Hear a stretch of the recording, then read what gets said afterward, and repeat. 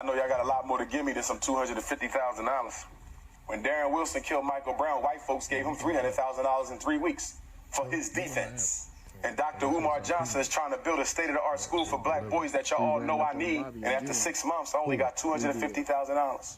Trifling ass black people. I'm gonna call it like I say it. And I don't care if you get offended. We can handle that outside. Every time I see him, I always run up. I should have been had that $2 million. I should have had that $2 million 30 days after I started the fundraiser. Who made it 20? It don't make no sense. Thank you, Sister Avanti, $10 coming on the cash app. Thank you, sister.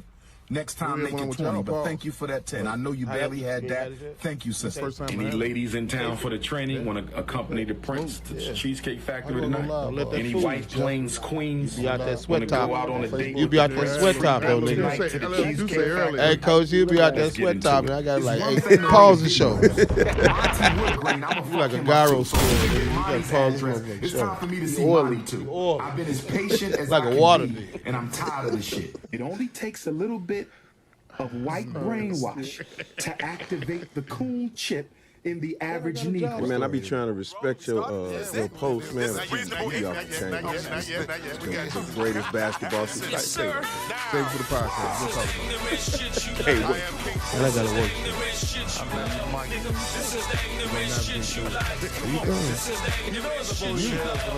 Nine chasing the chicken. Jamal be killing it.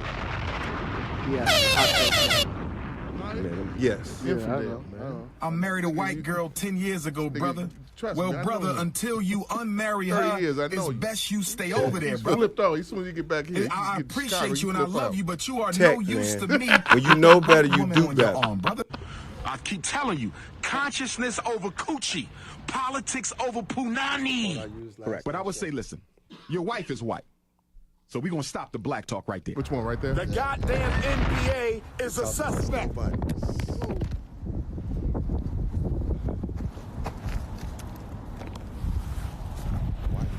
As soon as I said that, Mama Oya blew my cell phone off the stand.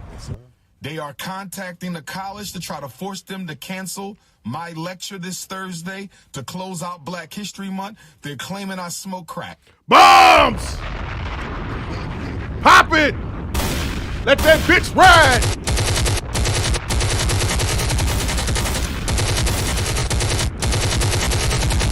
For the birthday boy. Joe.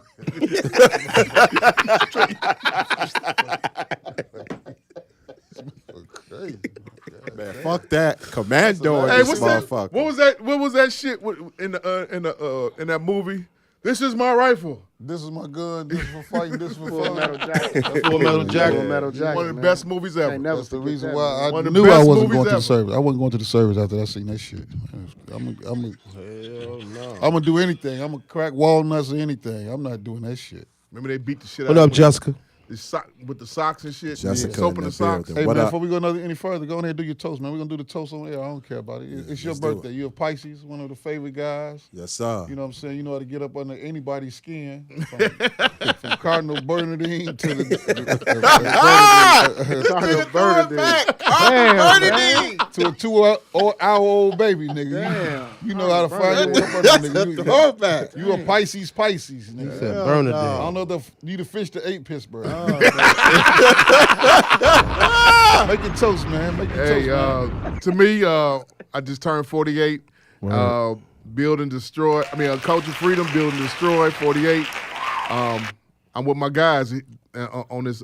Yesterday was the birthday. Today's the day we celebrate Biggie's death anniversary, 25 years. Word up. Yes, sir. And I'm with my guys, five of my favorite people in the world. Yes, sir. Outside of my old lady. You know what I'm saying? My kids. Yes, sir. Thank you. 48 years old, man. I'm keep going. Bless you, brother. Bless you. Over the lips, Six of my cross the favorite people. Shout out to sound guy Mike over there on the boards. Over the lips, cross the tongue. Watch out, throat. Here this motherfucker come. What they say? Taking that Maker's Mark right there. Pause. It's whiskey here. Yeah, Jeff. You got to sip whiskey, man. You gotta sip it. Only way you shoot it down is you a judge. You just gave a nigga 188 years. Hit it! Now I need a cigar. Pop it! Man. Let that bitch ride. How you like that fat bottom? That fat bottom there? I love that. It takes a while for the smoke, but I like it. I got to get you one of those, man. You like that? No, I smoke them. That went fat bottom smooth, there? but it popped you. Yeah. You know, it's on my list. Only thing I on don't my like top around five. me when you smoking like that, there's a lady who talking too much.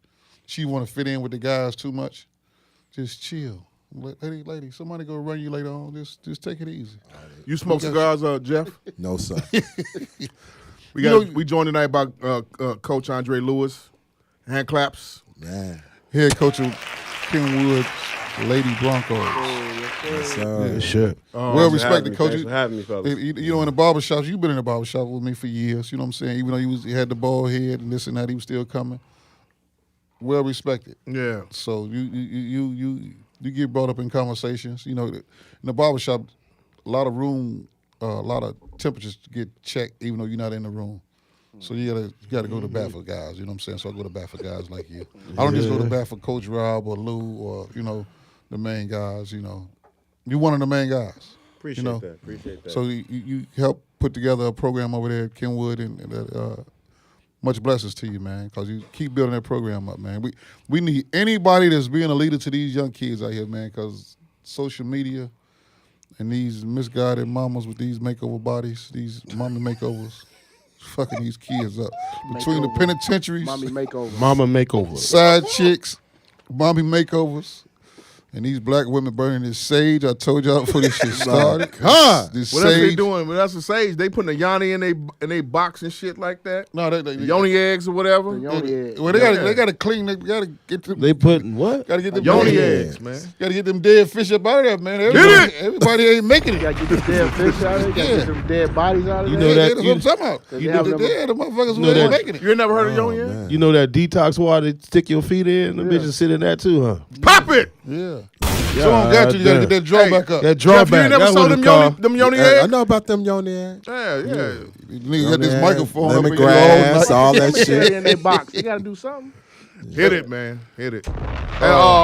Ladies, y'all bring the dead back to life. Golf Burning these dead. box smell like mothballs. Ain't that some Pop shit? it!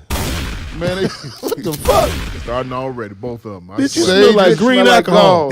sage is nothing but dead mummies that y'all burning, and they fucking this country up. I'm telling you, y'all, the Dead more y'all man. burn this shit. Galls. God damn. She smell like green alcohol.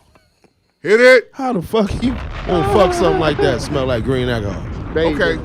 Smell like CVS pharmacy. We got Coach Moses in the building. With a Wait, stop it! He just slid that in there.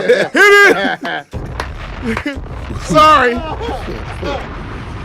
Working title number 1. The bitch smell like CVS pharmacy. with a splash of green fabuloso. There you Pop go. it! Green.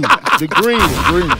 She smelling like Ben Gay and shit. Where we going to dinner at? Oh, Nick's, bitch. You Sure. been drinking that?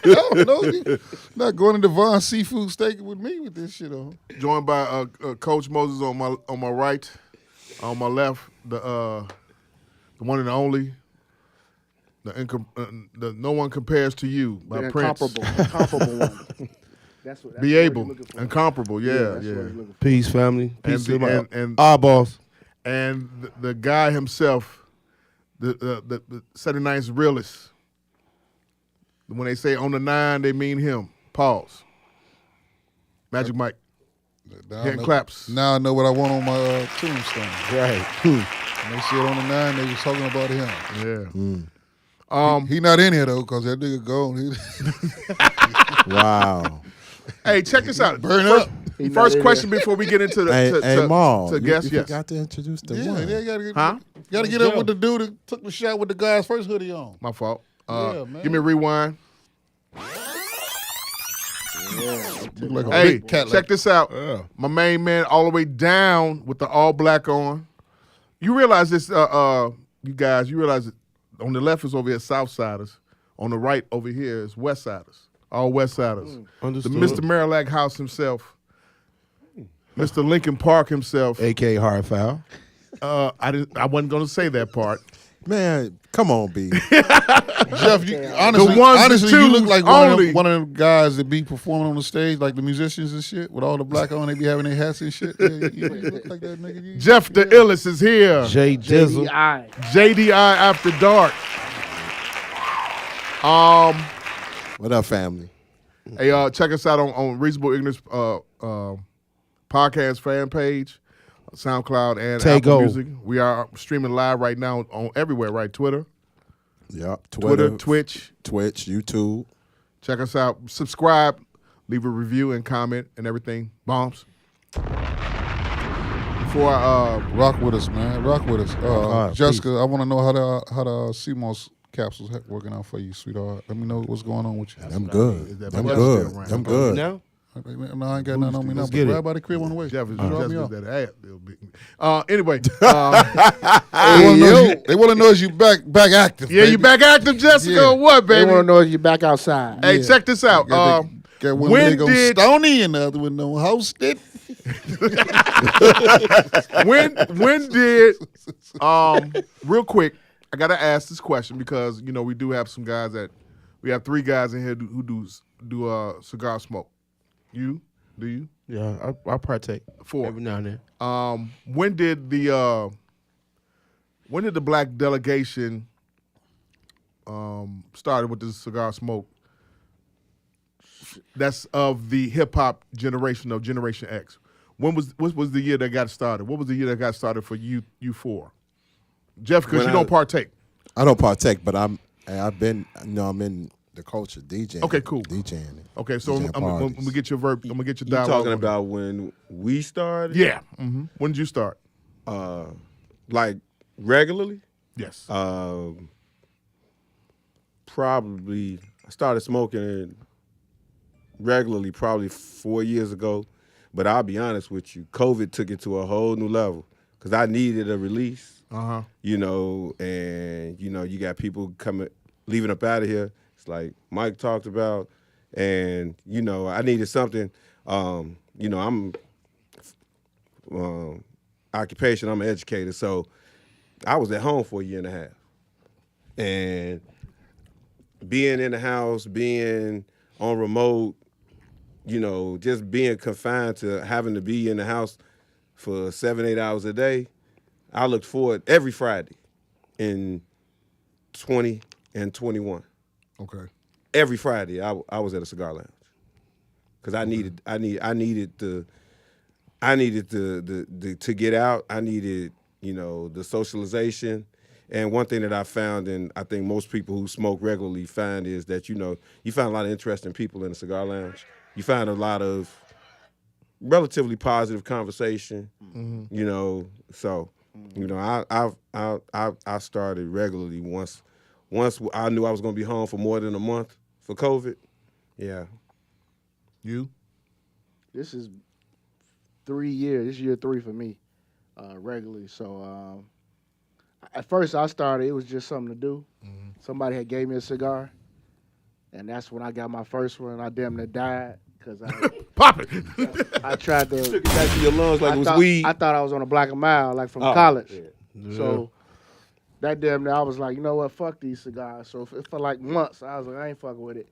Then one time, I was out. I was at a cigar lounge, one of my guys, and I started all over again. Then that's how I got back into it. But for me, it's just more of it's like a relaxation. Okay. And like for me, when I go to cigar lounge.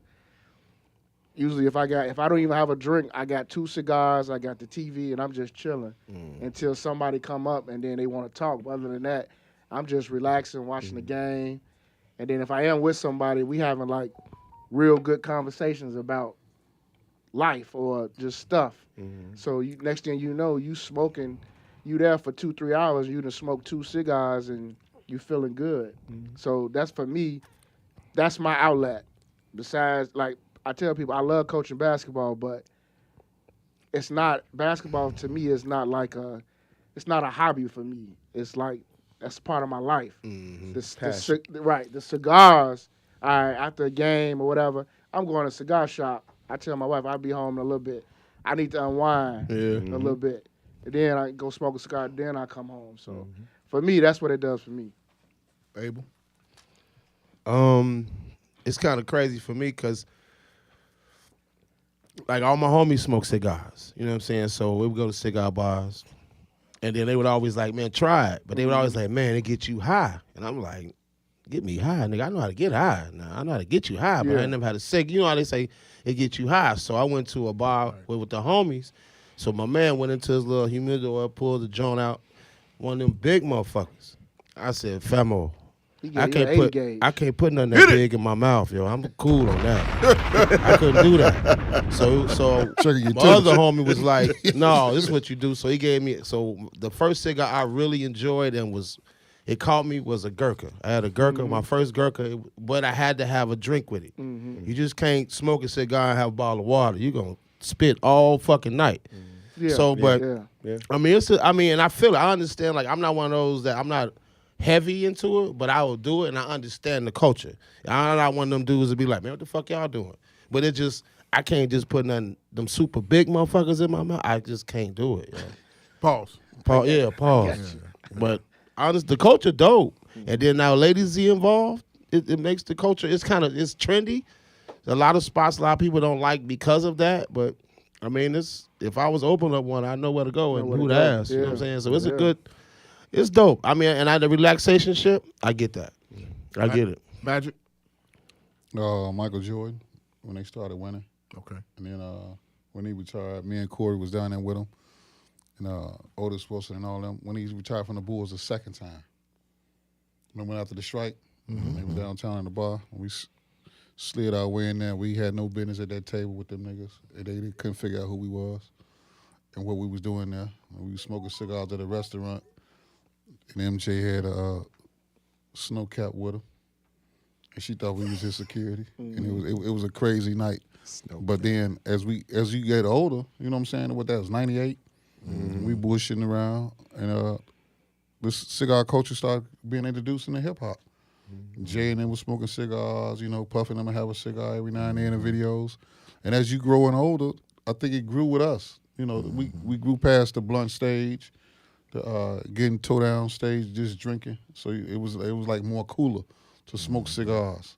Yeah. But the cigar, I think for us as a culture in our age group, more cigar bars starting to come south, you know, open up in just different places, and it's starting to be. Only thing I don't like about it is the Arabs. They selling us cigars and they trying to tell us how to do it. Hey man, I can't stand y'all. Don't tell us that. I know, nigga. You're trying to get I know that, what this is. Trying to get that and we never get on top of that business like that. You know what I mean? Like the smoke shops they got now, all the vapes, and they selling us our culture. Everything. They sell us everything that we like. What's the other thing? The little genie bottle shit. The hookah. The hookah. All that shit. Like they got one on 75th Street. And dudes swear he know everything. Like, this the best hip hop music. I say, that's what you ain't finna do. You ain't finna DJ Khaled. Like, nigga, I know this shit. I'm born into this shit. Do you even have you had the right to even be over here, motherfucker? Pop it. Because he probably got a ball fade. And I asked him, I was like, he got a ball fade, don't he? Yeah. And a other dudes over here calling you Mo and all that other shit, man. I know your name, man. He got a ball fade and a haircut. Calling you Talking on that A-Rap shit. Shout out to my man. That arm, onions. Yeah. Hit it. As soon as you open them arms, onions. Facts. Shout out to my man. Shout out to my man Bernard Terrell. He got his own cigar shop on 85th and Ashland. I was in there last Saturday. I gotta check it out. That's my man. 85th. Yeah, that's my dude. Like, my fact, my dude's like, he's like one of my brothers. But what I do notice about the cigar culture though. Okay, I said it. What I have noticed, just it's a dope ass bond agent. You know what I mean? It's dope for the black delegation. It's a dope bond agent. It's dope. I'm glad you brought that up. For the non-athletic nigga, but we smoke cigars. For the, you know what I'm saying? It's just dope, man. Yeah, it's dope. Jeff, yo, your take on it? Man, it's dope. No, you good. Man, it's dope. I think it's dope. Like I said, my man T Boogie, a.k.a. Bernard Terrell, he started his own cigar movement. You know, and then I got older play brothers like my man Elton. He used to smoke cigars all the time while me and my cousin Paul making music and shit. Yeah. You know what I'm saying? And he used to always smoke the cigars. But I got a crazy thing because, like, when I was a little man, I think that's the only reason why I don't rock with the cigars, because, like, all my uncles used to smoke cigars.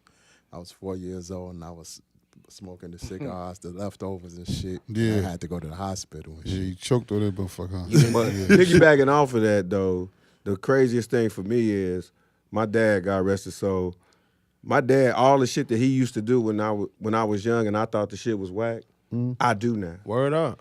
And like he used to smoke cigars. He would smoke cigars when I was a short. Yeah. And I used to be like, this. Now I do the shit. You know, it's so funny how things work in cycles.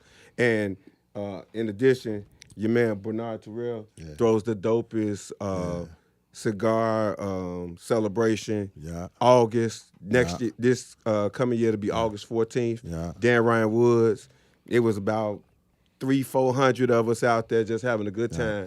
House music, And I house missed it. music. I He missed bring the it. cigars out to the joint, right? Yeah. He has different cigar distributors from all over the country. I seen the flyer for that. I got a couple of cigars from a company, some brothers from Florida who were there.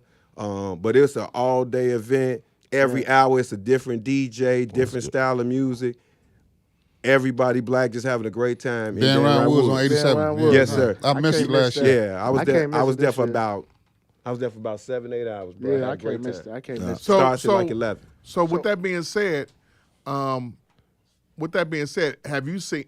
you all seen the businesses grown out of our delegation into cigar business? Yeah, I have one of my one of my good friends of mine. He got a cigar business. It's called Elite Cigar Chicago.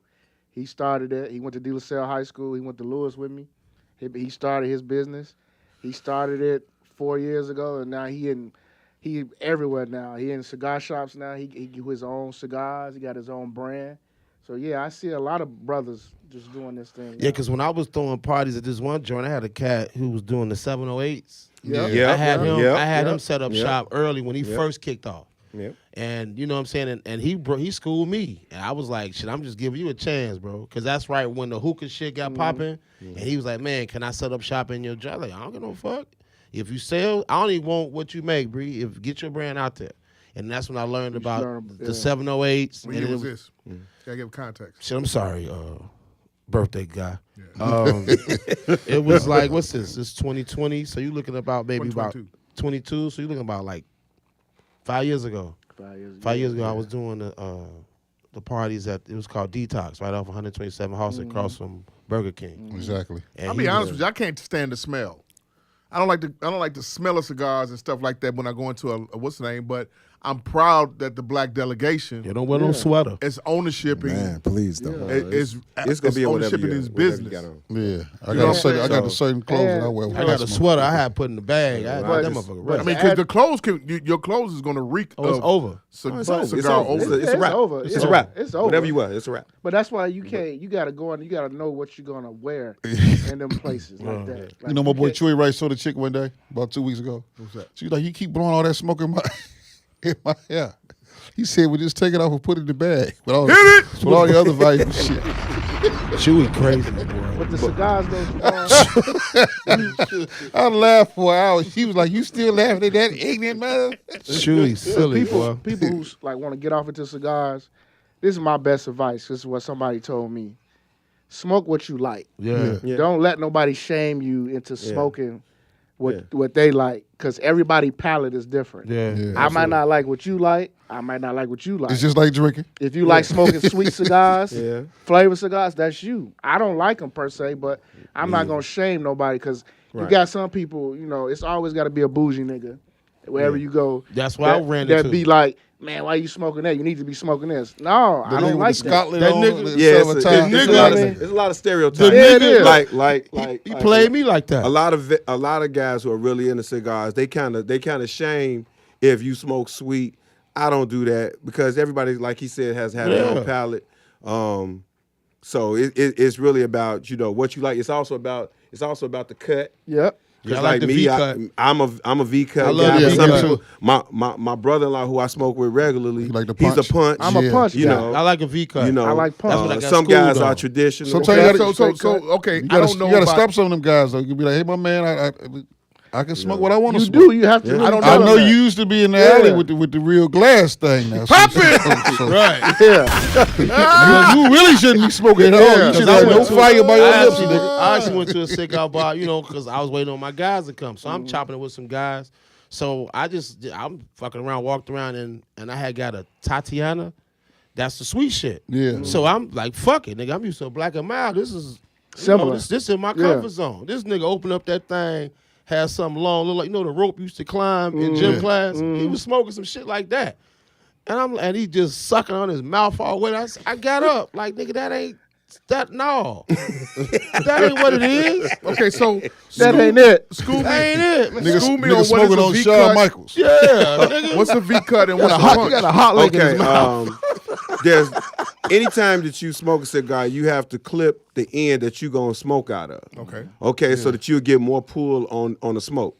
So some people use a punch where you literally just kind of like punch a little circular hole in it, so that you get the pull. Some people like that. Some people like a V cut, which is gonna give a little. It's gonna be a V. It's gonna be a little wider. It gives you a little more air in. Look like a vagina. It looks like a vagina. Like a vagina. Pop it. Yeah. Okay. And so you At can't the put your start. tongue first, Maul. But gotta it gives you give more lips. smoke. Yeah, it gives you. Oh God. Yeah. Man, you know me. You know him. You gonna lick But the cigar the before key you to smoke. smoking cigars is you never swallow the smoke. No, You don't. never inhale It's it. not. I learned that. For those who have been a habitual weed smoker. I learned that. You do not want to pull it back to your lungs like you do marijuana. Fuck me You up. only in your mouth and then blow it out. Fuck me up. Because you will be messed up. Okay, so You're gonna when cough did up a each lung one and of then you you're gonna be all- high. Now here's the give me the drum roll, please. Shit.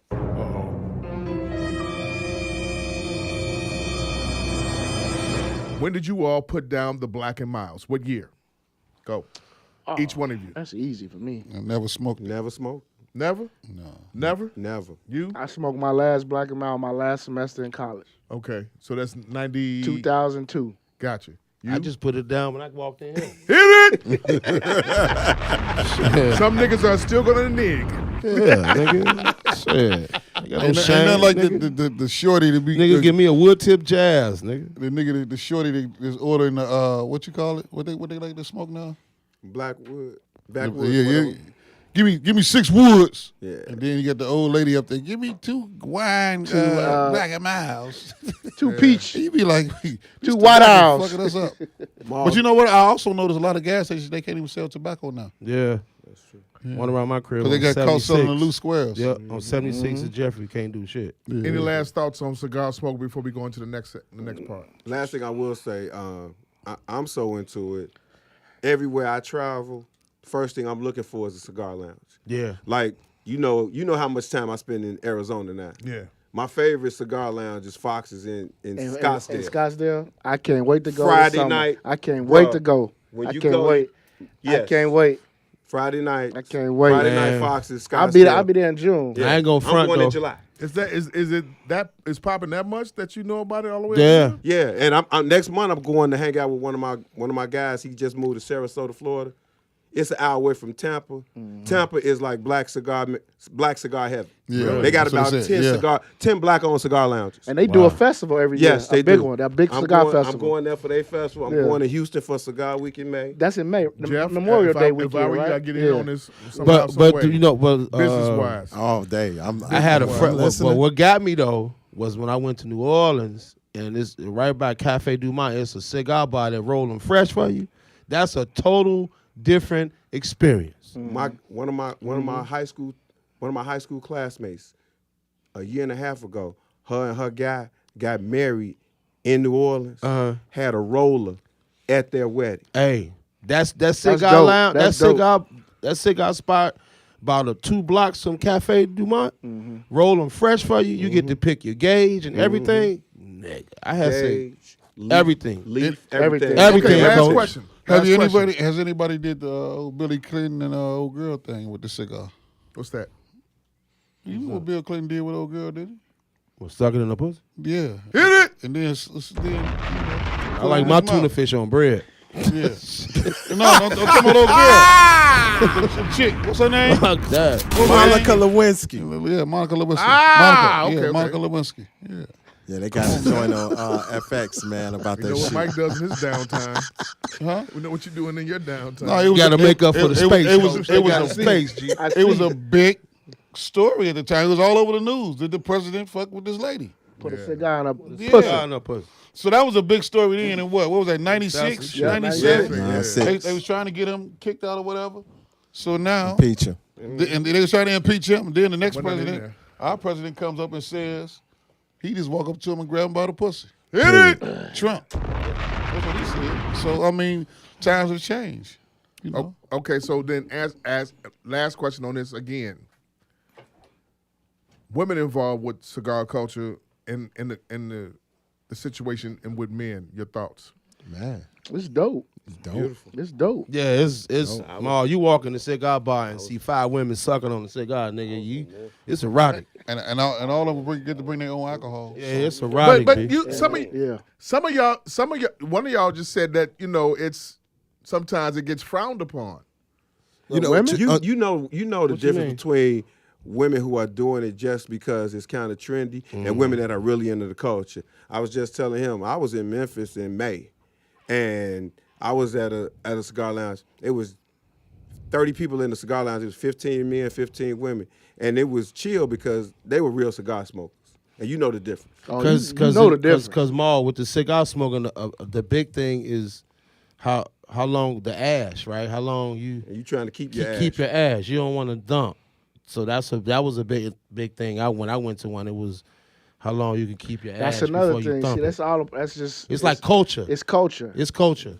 So you don't have an issue with being women coming in infringing? No, man. no. Nah.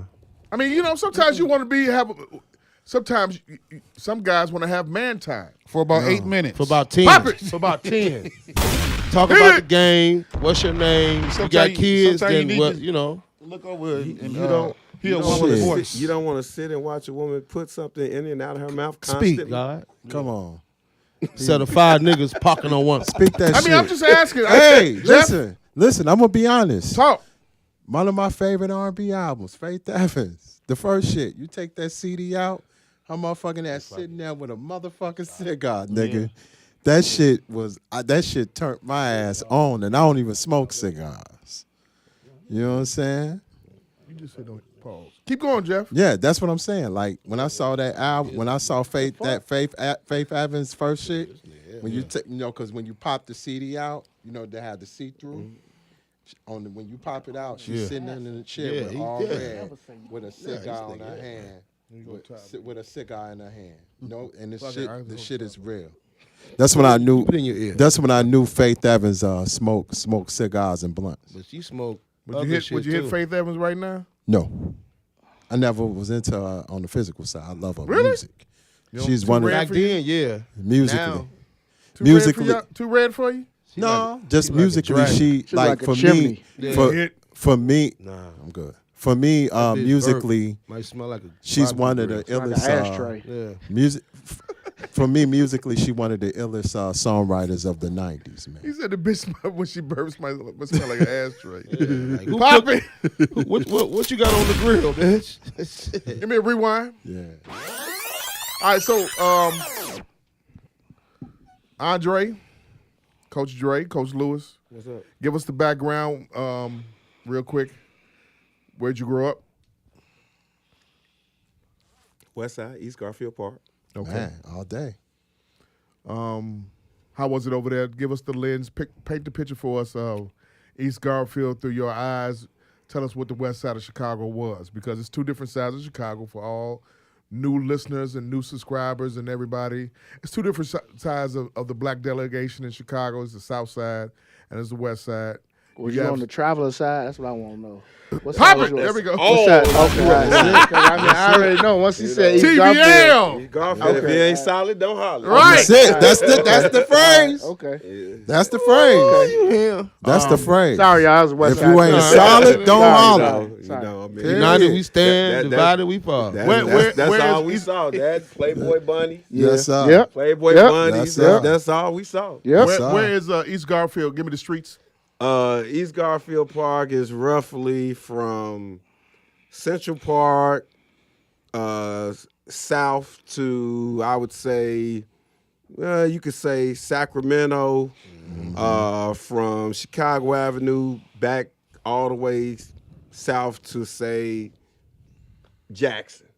That's East Garfield Park. Yes, sir. You were Yeah. raised in the 80s of Chicago, 1980s Chicago from 70s and 80s. 70s and 80s. Okay. Born is what year? 73. I'll Gotcha. be 49 in 6 weeks. All right, Bless cool. you. So 80s Chicago, let us know what West Side 80s Chicago from your eyes look like. Fucked up. Pop it! It was gritty as fuck. Vice Lords ran it. Vice shit. Lords, They ran Four it. corner Vice hustlers. Lords. Four corner All hustlers. Vice Lords with some foes over west, further west, Austin. Jerry Curl? Insane. Yeah, but I didn't have one. You didn't have one? No.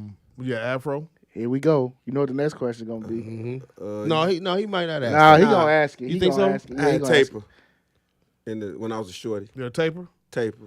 Okay. I don't know what the question I'm gonna ask. The hat. The hat. 150 hat. Buck 50 hats, right? Did you have one? When I was a shorty? Yeah. No, hell no. No, Okay, no. all right. Hell That's no, I not can happening. afford Did you that. have a Pelly Pelly? Yeah, you should have known that was I coming. knew that was You had a coming. Pelly You asked him Pelly. all No, I this the didn't. first time he was You in. never had a Pelly Pelly? Never had a he Pelly did. Pelly. Had several starter jackets. No Pelly Okay, Pelly. all right. That was the next question. Several starter jackets. Some people in here, they ain't never had a starter jacket before, but they big folks, though. At all. You had no Georgetown starter jacket? Nigga, I went to church my whole life. I never got baptized. Never. Suit. Hey man. Georgetown. I Hey, mean, man.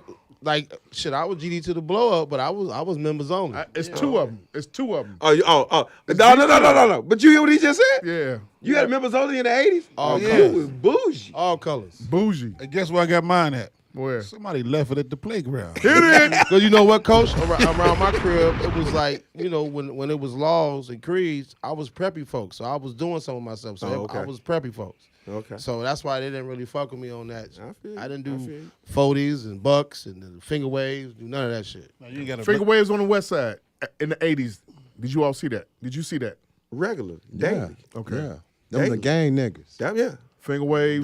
Bishop One. Those was Vice He Lords had that was it. calling shit. Yes, sir. Yeah. With the They finger was at wave. Finger wave. They was at Brother's Yeah. Palace talking shit. Yeah. All Real. day. With the motherfucking We shit in their pocket. Yeah. Yeah.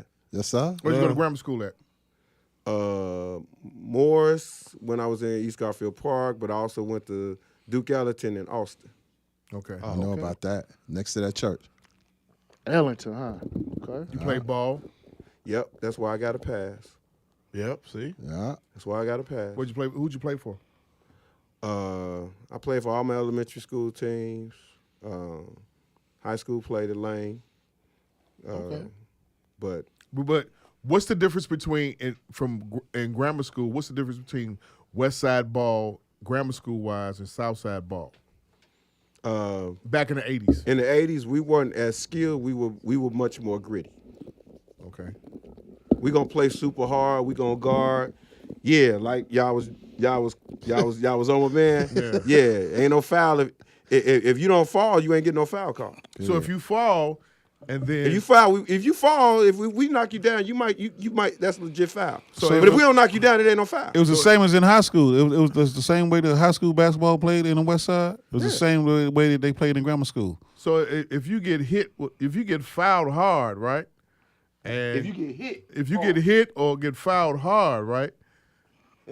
Do you stop playing basketball on the West Side? No. No, see what I'm saying? They trying to come for me again. This motherfucker here, man. Right here, man. He trying to come for me Inside again. joke right there. Man, they tripping on me because I stopped playing ball in high school. 6'1", 6'2". No, I stopped playing. I just fell out of love out of it. Hey, I the mean, running music joke shit. is hard foul. He got hit with a hard foul to the elbow, and he said, "Fuck it, No, I didn't say that. I'm about to Nah. start DJing." No. I was playing. I still play ball after I stopped playing AAU and the whole high school shit. I was playing on the streets. I got a cousin that could vouch for that.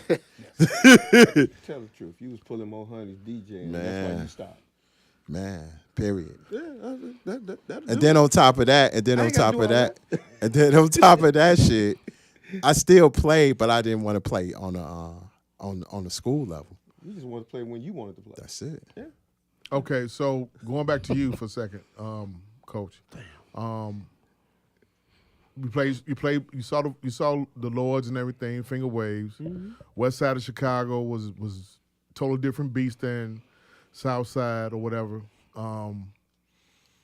What did you go on Madison and Pulaski a lot? Yeah, That's a part of the game. That's a part of our. That's a natural. rite of passage. Gotta go there. You got to. I saw the Bishop when I was 6, 7, 8 years old regularly. You saw him. You knew what it was. Yeah. You know what he was doing. Man, I got a story about Green that. for the money, gold for the honey. Hit it. I saw him. I got a story. Hey, Jamal, I got a story about Bishop Juan recently. Okay. Shout out to my man Phil G, right? So Phil G sent me a video on YouTube about Gangstar. They did a song with Snoop Dogg. You know, he got an episode called So What's Up, where he talked about different records that he produced. So he talked about a record he produced for Snoop Dogg, and they say whenever Snoop Dogg came into the studio, he bring a whole entourage, and Bishop was with him. So he sampled a song for Snoop Dogg that used Tyrone Davis. Tyrone Davis from the West Side, man, he's the man on the West Side. Owned a couple of lounges. Biggest gambler in the West Side. Yes, Fucked a whole bunch of bitches according to niggas that said that shit, right? Yeah. So fucked a lot of nigga wives, right? He stole my uncle, bitch. Here we go. So wow. Working title number 1. He stole my uncle, bitch. So like Primo was sampling Tyrone Davis' song, and Bishop was like, "What you know about TD?" That's what they called him. He was like, "Man, I can get that song clear for you." Called him on the phone. He said, "Man, my man trying to get this record cleared." And Tyrone's like, "Hey, it's whatever, man. We got him. Anything he want, he can sample anything off the catalog, and he's good." He's saying, "By the way, man, if make sure he gets this player's card." And this player's card, and Primo pulled it out. It was a gold and green, a gold card.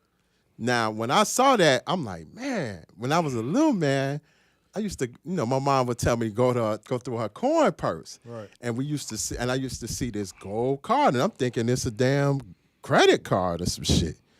And in my mind, I'm like, wait a minute. My mama had one of them cards. But that player's card, and I think Mike can vouch, that player's card you can get in any lounge in the city. Any lounge. Any place that was like super like where the pimps and players were hanging at. When you walk into the club, if they got a cover, you get in for free. Really? It's a gold player's card. And my mom had one of them joints. I called as soon as I saw that motherfucking YouTube. Wow. And I said, "Mom." Bishop Magic. Hey, Mom. Because my mom, Bishop Magic lived in the same building as my mom before I was born. Mm-hmm. Like, he used to start his pimp game in Sacramento. It was a lounge on the corner of Sacramento and Madison. Yeah. What are you talking about? It was a lounge on Sacramento and Madison. Go ahead, nigga. And it was a record store next door called Advance. They shoot pool in there now. Yeah. So my mom used to work in there as a bartender. Okay. That's where she met my father. Mm-hmm. Okay. Because my father was a DJ and he was a part-time bartender. All right. So like, and I'm asking my mom, like I saw the card and I'm like, "Mom, you remember that gold card?" She tried to play it off. So that explains the whole the experience with the blue light and all that shit. What? The old man was doing it at the bar. He was putting his game down. Listening to Tyrone Davis.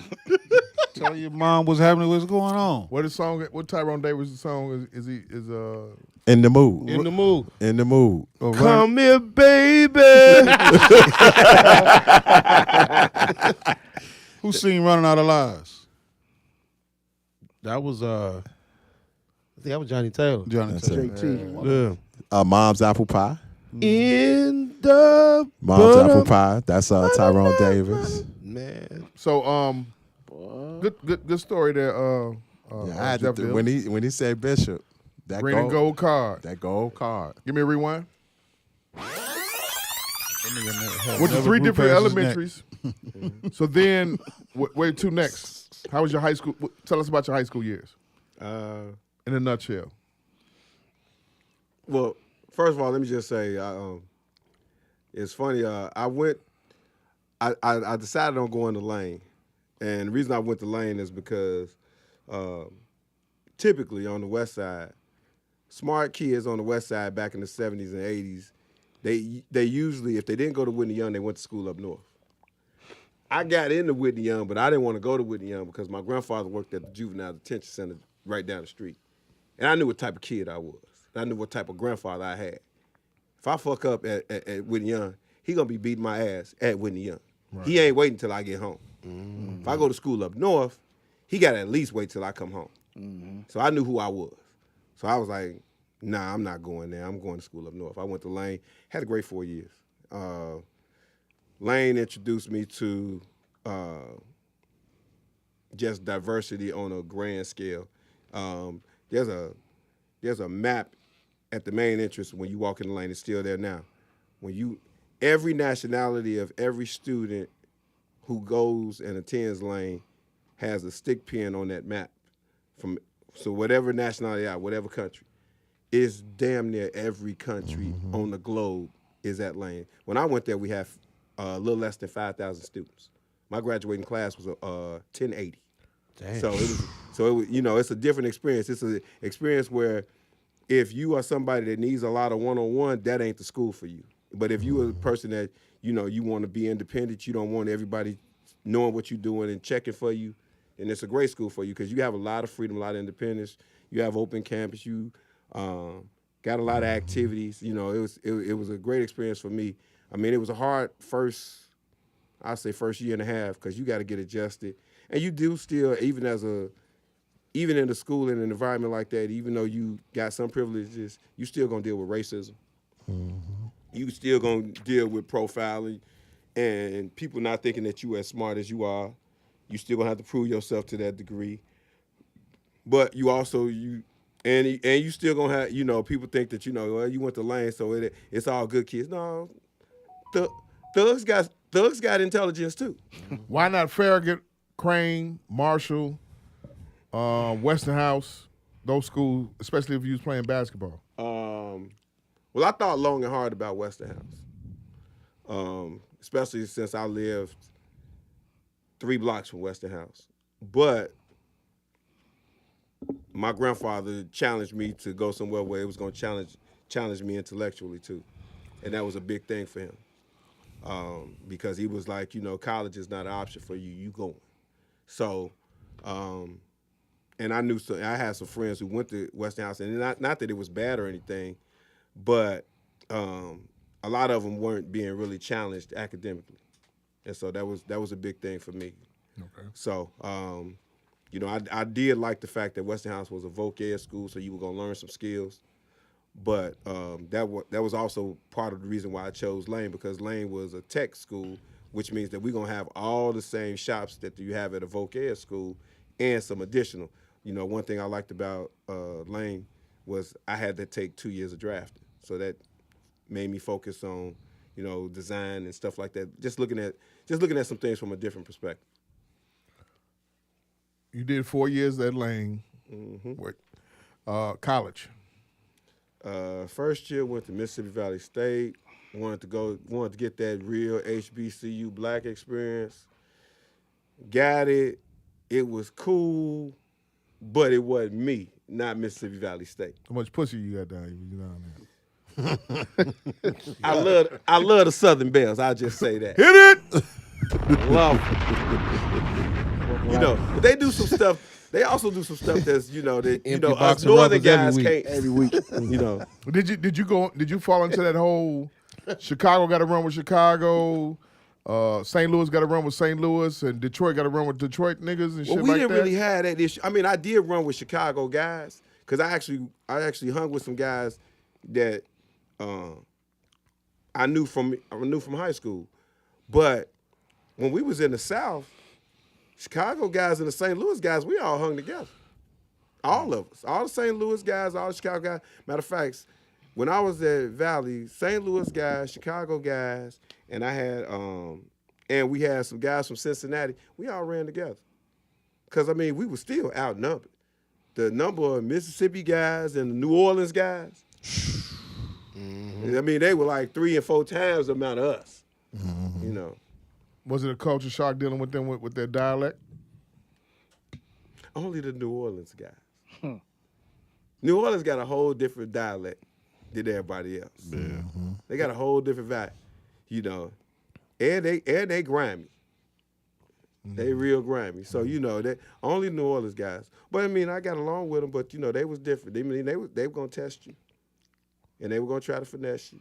You know, but you know, so Mike went to Paris, right? Paris, Texas. Yeah, I was in Mississippi first though, in down in at West Point, at Mary Holmes. It was cool. You know, you ran with Chicago guys because you know you beat Chicago. I ran with the guys from Maywood and West Siders. So it was you stick together pretty much with the people you know.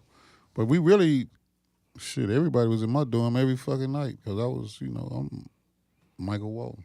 Hit it. They just want to hear Chicago stories. They just want to kick it. They want to laugh. They want to joke. So, you know, shit.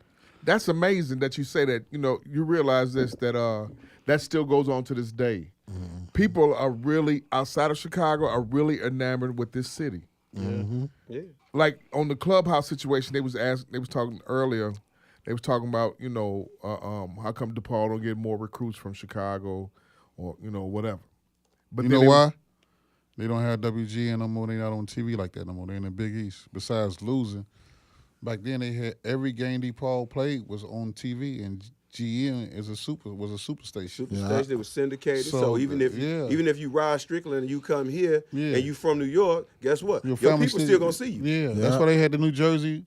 They had the New Jersey line coming up here. This, you know, and the Chicago line. Of course, Mark Aguirre and them put them back on the map, but then Channel 9 gave them that exposure. And when you went on Channel 9, you was on Saturdays on Channel 5. Right. With Mark McGuire calling the game. You know what I'm saying? So now you playing Notre Dame, you playing Georgetown. These games are on the national level. National scale. So when these guys are calling you getting your whole family getting to see you, your project's getting to see you. Wasn't no internet back then, we all know that. Yeah. So you know, they get to see you from New York City, in Chicago, you doing work, you playing against Notre Dame, you playing against Georgetown, you playing against these big, and they was an independent school. But even when they DePaul plays St. John's every year. Yeah. Man. So even if you were from New York, because you know St. John's is in Queens. Yeah. Even if you from New York, guess what? At least once you gonna go back home. Yeah. Right. You know, so you know you had that. So you had Rod Strickland going up against Mark Jackson. Yes, sir. Yes, sir. You had David Rivers. He played against David Rivers. Yeah. Dallas Comma G's. Yeah. When they go back, they got to play Villanova. Yes, He's from Philly, and they play Drexel every now and then. Yeah. So you did have DePaul versus Georgetown back in the day, also. Absolutely. How college basketball for you back when you was a kid? Put it like this. I ran into. I had a chance like a few years ago. I actually got a chance to meet Derek Coleman.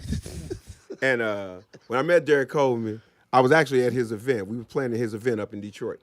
And you know, I introduced myself, this, that, and the third, and he was talking. And actually he had Rasheed Wallace there too. So we all talking, this, that, and that. And he was like, you know, he's like, I was like, man, I remember you from Syracuse, man. You was a bad boy, this, that, third. He's like, was you a fan? I said, I'm gonna be honest with you, DC. I loved you. But it was Georgetown. He's like, yeah. Everybody said that. Yeah. But we whooped their ass too. But pop it. But you know, but no, it was Georgetown from 80. Shit. Yeah.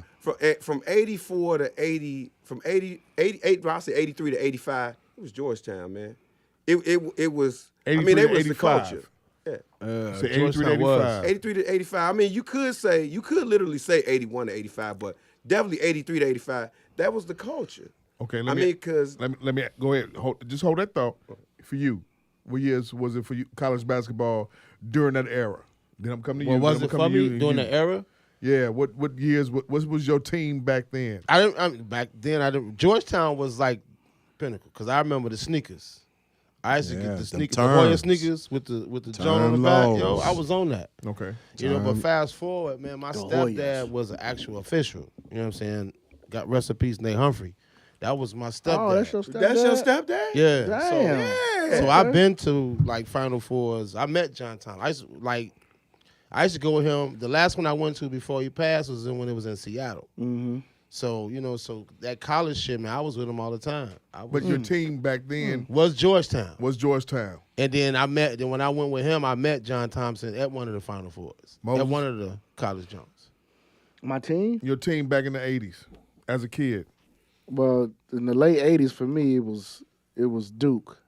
But I watched Georgetown because they was all black. You see his reaction? What? Duke! Hey, man, I'm not ashamed of that, man. Oh, my God. You stand your ground. I'm not ashamed. I never apologize. Stand your ground. I never apologize for that, man. Yeah. That's the only time Coach beat folks. Hit it! That's it. Working That's title blue. number one. That's Only blue. time he is. Anyway. Jeff Daillest in the 80s. I'm gonna be honest. I was a DePaul fan. I love Dallas Common G's, and real talk, Georgetown. But I'm gonna be honest. When Villanova fucked them motherfuckers up, I was rooting for Villanova. Damn, Villanova? Yeah, when Villanova upset Georgetown, Villanova had Duke. I was Cocaine McClain. That's the guard, right? Gary McClain. High as hell. Listen. I betted my man. I betted against Georgetown. And everybody in my class was looking at me like, man, fuck you, Jeff. You on bullshit. Georgetown is everything. They gonna fuck them crackers up in Villanova. I said, watch Villanova gonna win this. Because they too overhyped. I always when it's overhyped, I always go with the other team. And that was one of the first games I ever seen. As I got older and they had a documentary on HBO, man, that was they had a miracle game. Yeah. It's a great documentary. You know what happened as a result of that game? What? They instituted the shot clock. Yeah. Mm-hmm. Yeah. Because that's the only way that they could win that game. Man, they had every shot they shot went in. Yeah. Magic, 80s. DePaul in Illinois. Okay. It was DePaul, and they broke my heart twice. Yeah. In the last game, I took something from Mark Aguirre, and I did that shit myself after that game. Walked home. It was cold in the motherfucker. I didn't get on the bus. It was cold as shit. I said, I'd never do this dumb shit again. Because I called myself being mad. After a block of the house, I was like, yep, this is being mad is over with. Should have got my ass on the bus. And I told him that too. Remember when Aaron Rodgers got hurt against the Bears the first half about 2-3 years ago? Mm-hmm. And I said, man, I got some shit from you, man, that I still think about to this day. And I'm glad I got to tell you about this shit right now, nigga. Why did you walk out there at that game after y'all lost to St. Joe's? And he's like, I was mad. I said, I tried that shit out that game. And I was the dumbest shit ever. Motherfucker. But I love Mark Aguirre and them. I love that whole team. My favorite player on that team was Bernard Randolph. I seen him, man. I played a varsity with this dude one time, man, and I seen his mind was gone because he was commentating the whole game. Mm-hmm. Talking about Big Pat where they got the rebound, this and that, well up the band. Then years later, I seen him downtown, and he was panhandling, man. I just gave him $20, man. It messed me up to see him like that. Mm-hmm. Like, you know, it's a big crack rock, that orange basketball. And that's what our kids are instituted in now. But both times DePaul lost in them tournaments, I cried. And the last time I cried was when Michigan tipped the ball in over Nick Anderson. In that game. And I ain't gave a fuck about no basketball. I ain't took no basketball that serious since then. The analytics generation does not give Mark Aguirre credit whatsoever. Because they don't know no better. Yeah, I'm about to say, they do not give him any credit. He was Michael Jordan in this town. DePaul was the Bulls and Michael Jordan in this town before the Bulls were good. Yes, My old man say that's the best player he's ever seen in college basketball. Mark Aguirre? My old man loved Mark Aguirre. Yeah. He saw him at Westinghouse, and he saw him at DePaul. And he left Austin to go over to Westinghouse. Because his mother said that his coach told him, his mother, that he had missed 42 days of school. And she was like, it's only 45 in the quarter. How the hell is he passing? She's like, oh, you got to get the hell out of here. He said, and the next day, he talked with Skip and them, and that's why he wound up over there at Westinghouse, and he left Austin. But well, the coach could make the coach at the time could make it real sweet too. Lolino was take care of things. Yeah, Lolino made shit happen. No doubt. Well, like most coaches are supposed to do, you know what I'm saying? And it's still to this day, they know what teachers is really better for the child. You know what I mean? Better for the kid. It's our job. Who they know how to line the kid up so he can be successful with his basketball career. You know what I mean? How you pay so that's one thing that we don't have. Like, no matter who a kid is, if I see he trying, there's something in life, it's my responsibility to help try to point him in the right direction. That's it. If he not in school, I'm a resourceful person. Hey man, he want to get his GED, man. Call somebody over at one of the city colleges. Is 4 that I could really go to. Or you can send him down to Dawson Skills. Hey man, this dude really want to turn his shit around. You got something for him? Because he don't have no GED. He ain't been to school in 3 years. He 20 years old. What you got for him? But we don't. That's our job as black men. We gotta advance because these kids gonna be out here. They might be like the 17-year-old who killed a 38-year-old lady the other day at the gas station. Absolutely. And he fat. He fat as hell. He trying to run. They caught him 2 blocks later. 2 blocks later. 20 minutes later, he only made 2 blocks. Yep. And he got the gun still on him. It's a different. After you pull that trigger, man, your whole life. That's what they not putting in these movies and in these raps. Mm-hmm. A whole bunch of shit go on that you're not even ready for. That they didn't tell you in these raps. I shot it, went to jail. One rap they told you about it, and that's but he ain't heard it. His guru in them just to get a rap. Yeah. You know what I mean? They don't get that because of that beat. Now it's about the drill. Yeah. And once you find out the drill music, Dirk and them is being pushed by iHeartRadio and all these billions of dollars is being pushed into them because no conscious rap is really being pushed out. Right. So I got to tell it, like this one dude, he want me to he got a clothing line called Fuck These Kids. Fuck them kids. Mm-hmm. Like, man, once you promote my shit, I say, I can't do that, man. I can't do that because I'm about the kids. Right. How you I gonna may say some crazy shit. I probably had a few that didn't get to see a light of day on my behalf. Right. Yeah, well. Because I paid for them to see the light of day. But if you hear breathing, I can't say fuck you, man. If I say fuck you and he go out and rob this man while he putting all his equipment in his shit, and I had a chance to help him, Right. I probably gassed him up to say, because I said, man, fuck him. You know That's what I'm one of saying? them clothing lines where it just lasts just for like a this nigga he got the jogging suits like this now, and they buying this shit. They buying it. And these chicks who got kids, you know, wearing it in front of their kids. You know the chick who got the 6 kids, 5 baby daddies.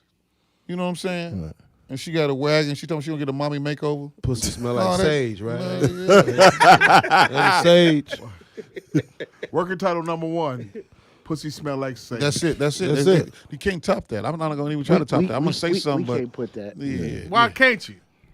if Kinks with Kiki can say, "You look so pretty with my dick in your mouth," Yeah, that was crazy. that shit hard. Because Pop it, but- Kiki. But That shit was hard. But Jamal, The hardest title ever. That's Hey, what Mike, she it's talking kicked in, about, G. though.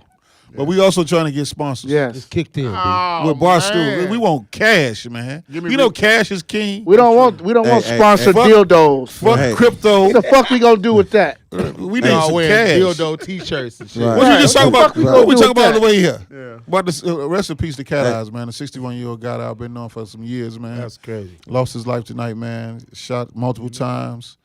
I heard his name. That's when I asked. 75th and Ellis. Man, he's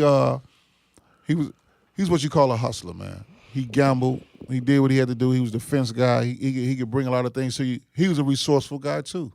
So Jamal thing is, what is he still doing in the streets of 61? Well, there's nobody walking around here, say like a Dr. Jerry Buss, that's helping guys in the neighborhood. It's like really reaching out to them. Who we just got through talking about? He wasn't in the union. Who did we just get through talking about? At the top of the show. Green for the green for the money, gold for the honey. Yeah. How old you think that nigga is? The He's nigga not 75. 76. Dude, That nigga. 76. remember his daughter graduated with me at SIU. Yeah.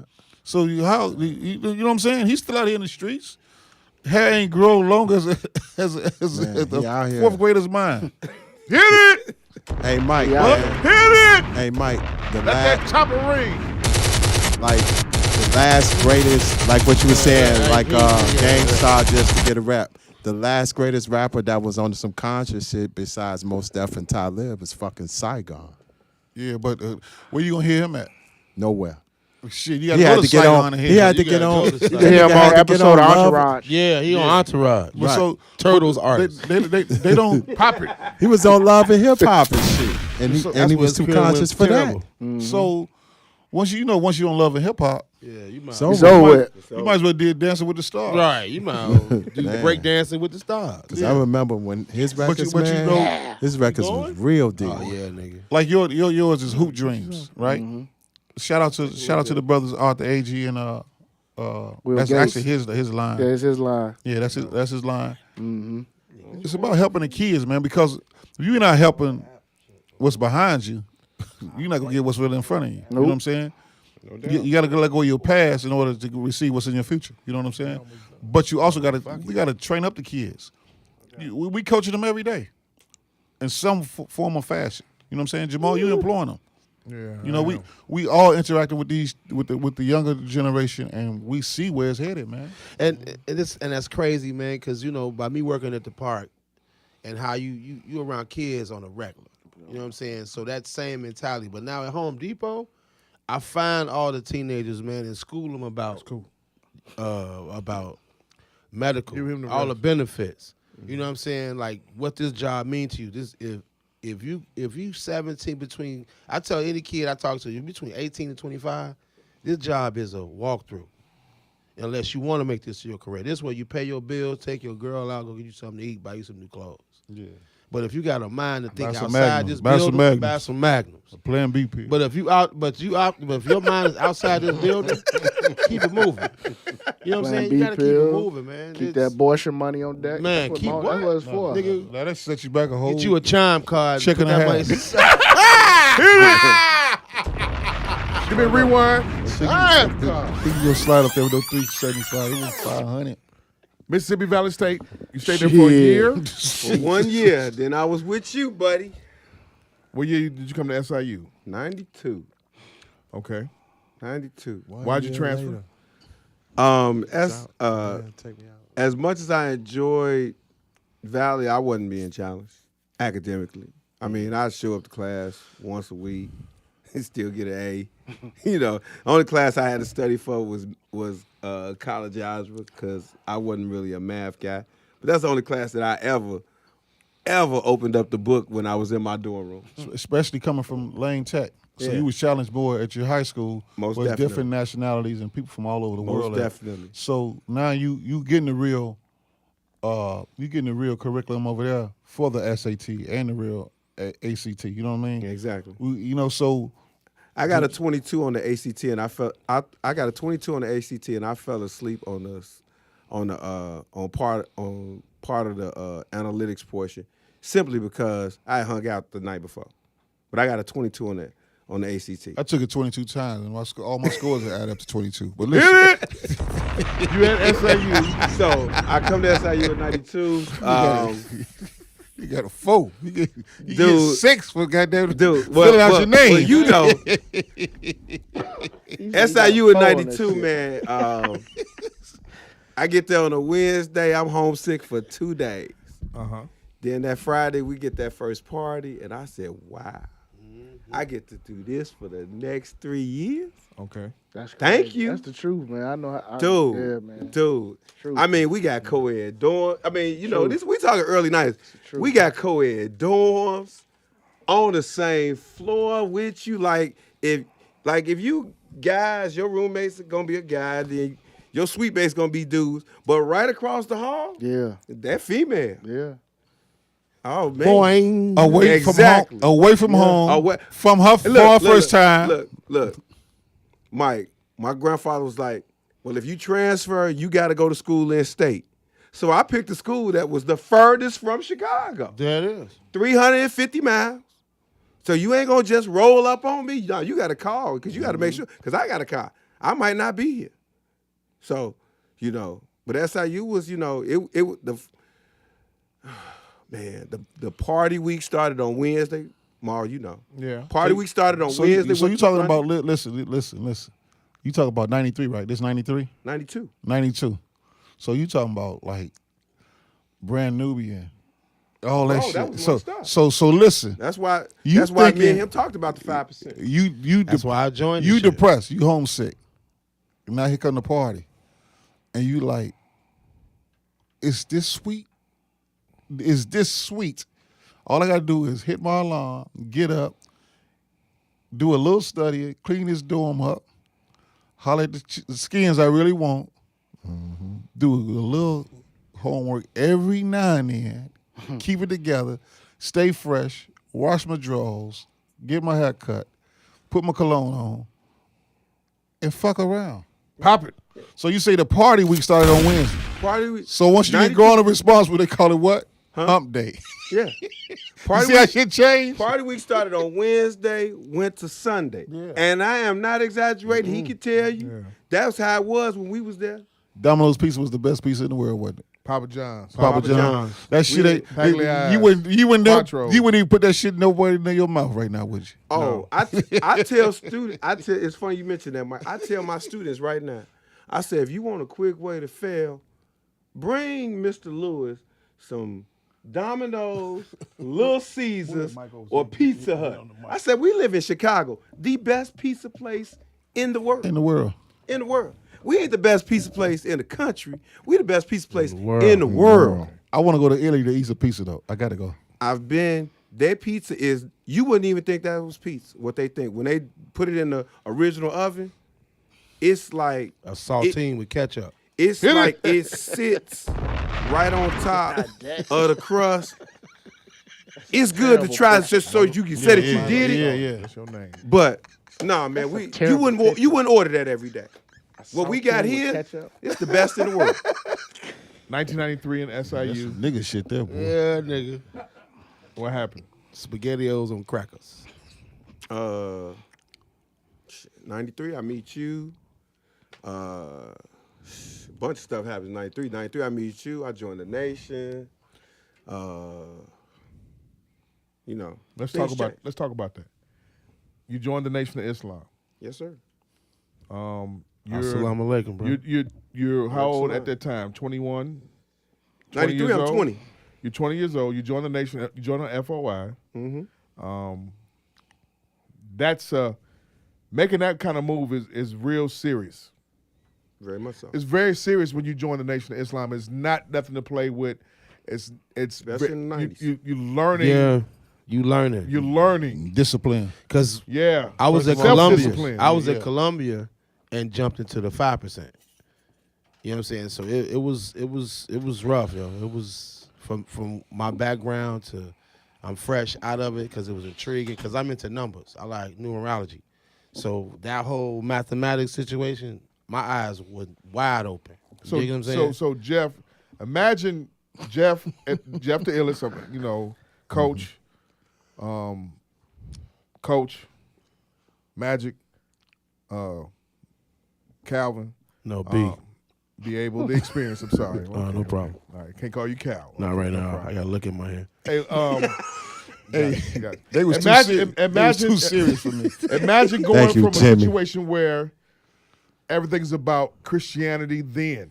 Right, that's what I'm talking about. Yeah. We gotten it stamped in our brains and whatever and everything, and no slight. Okay, but we gonna talk serious for 1 second. Yeah, because you're getting it put on you as a child. You're getting it put on you as an adult, as a young adult. You're getting it put on you as in high school. You're getting put on you. You didn't got baptized. Life. You did all this other kind of stuff like that, or whatever. You get to college, and you flip the whole situation. You accepted Islam. You accepted Allah. You Yeah. You formed a new mindset and mental. And as a side note, my grandmother blames you for everything. I know. She blames you for everything when it comes down to me. But it was one of the greatest things that ever happened to me ever. And when I say that, I mean that. That's love. Because I didn't. When it came down to it, I didn't. That wasn't me. I found my true self when I accepted Islam and became 5%er and started hanging with him and learning.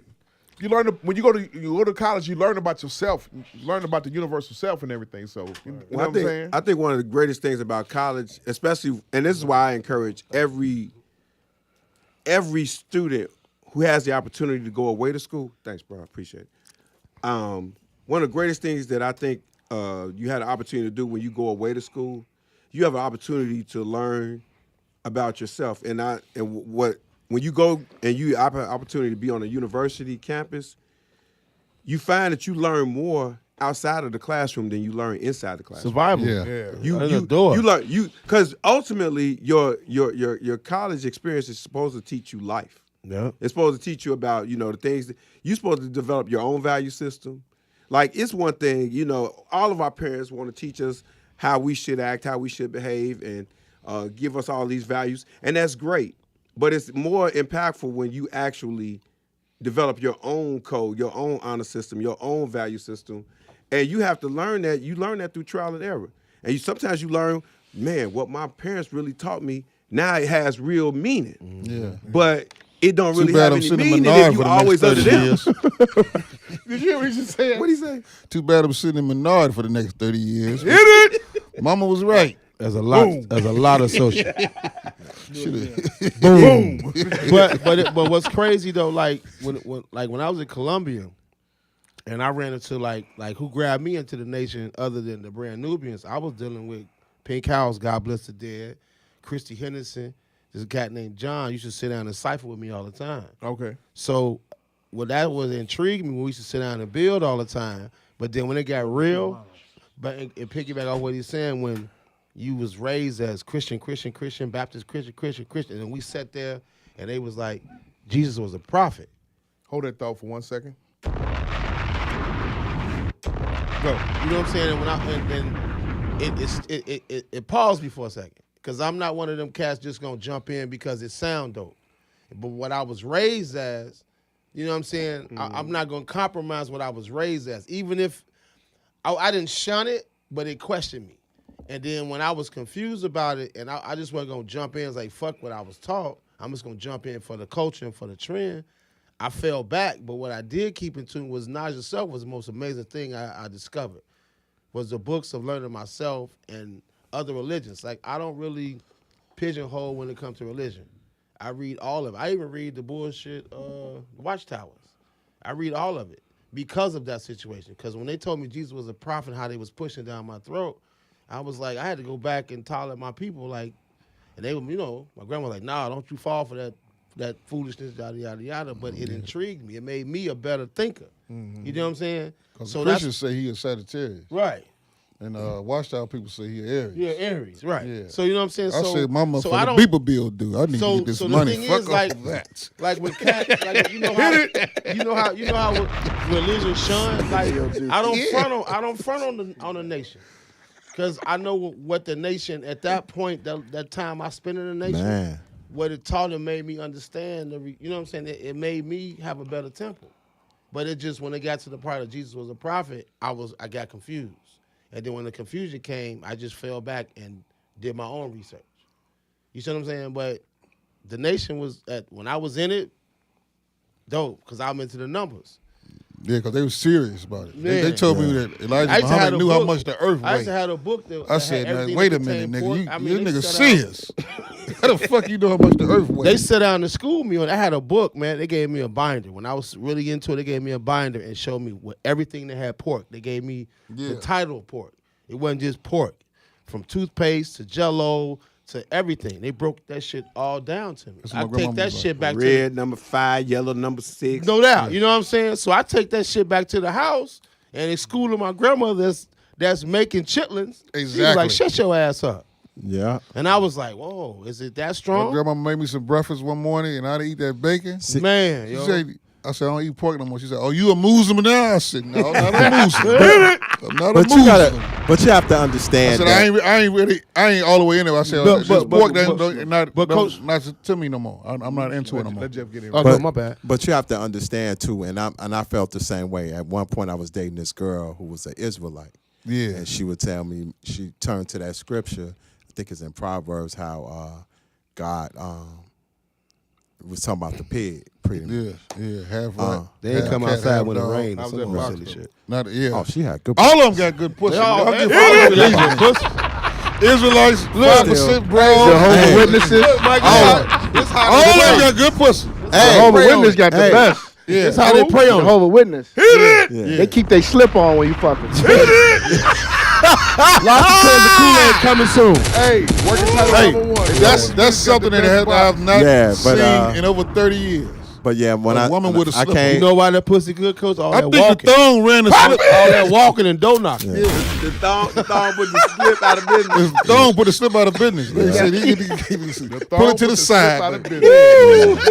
Man, yeah, they fucking slip. Working title number one. Put the slip out of business. The coach. You got two dresses to get to the pussy. Then you got to cover my panties on. It's just a lot of work. You pull up one Oh, dress, man. and then there's an undersheet. What the fuck is that? All white. It's all white. Yeah. You sure you want to fuck? Bitch, your pussy in the palate. That means if she said she going the first time, Yeah. you still gotta ask again. Right. Yeah. Then you gotta pull the pantyhose down. Your pussy in the palate. Yeah. You need a pillow. Yeah, but Your pussy in the palate. In a pallet.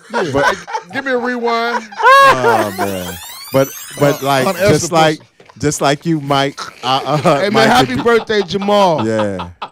Just like you, Mike, can be able, man. I told my moms, I'm like, yo, God. I'm not eating that pork no more. No. My mama did the craziest shit. She went, like, when she went to our next grocery store run at the meat market, she bought everything pork and said, eat, you better eat. Damn. But She see, bought the thing, pork and toilet paper.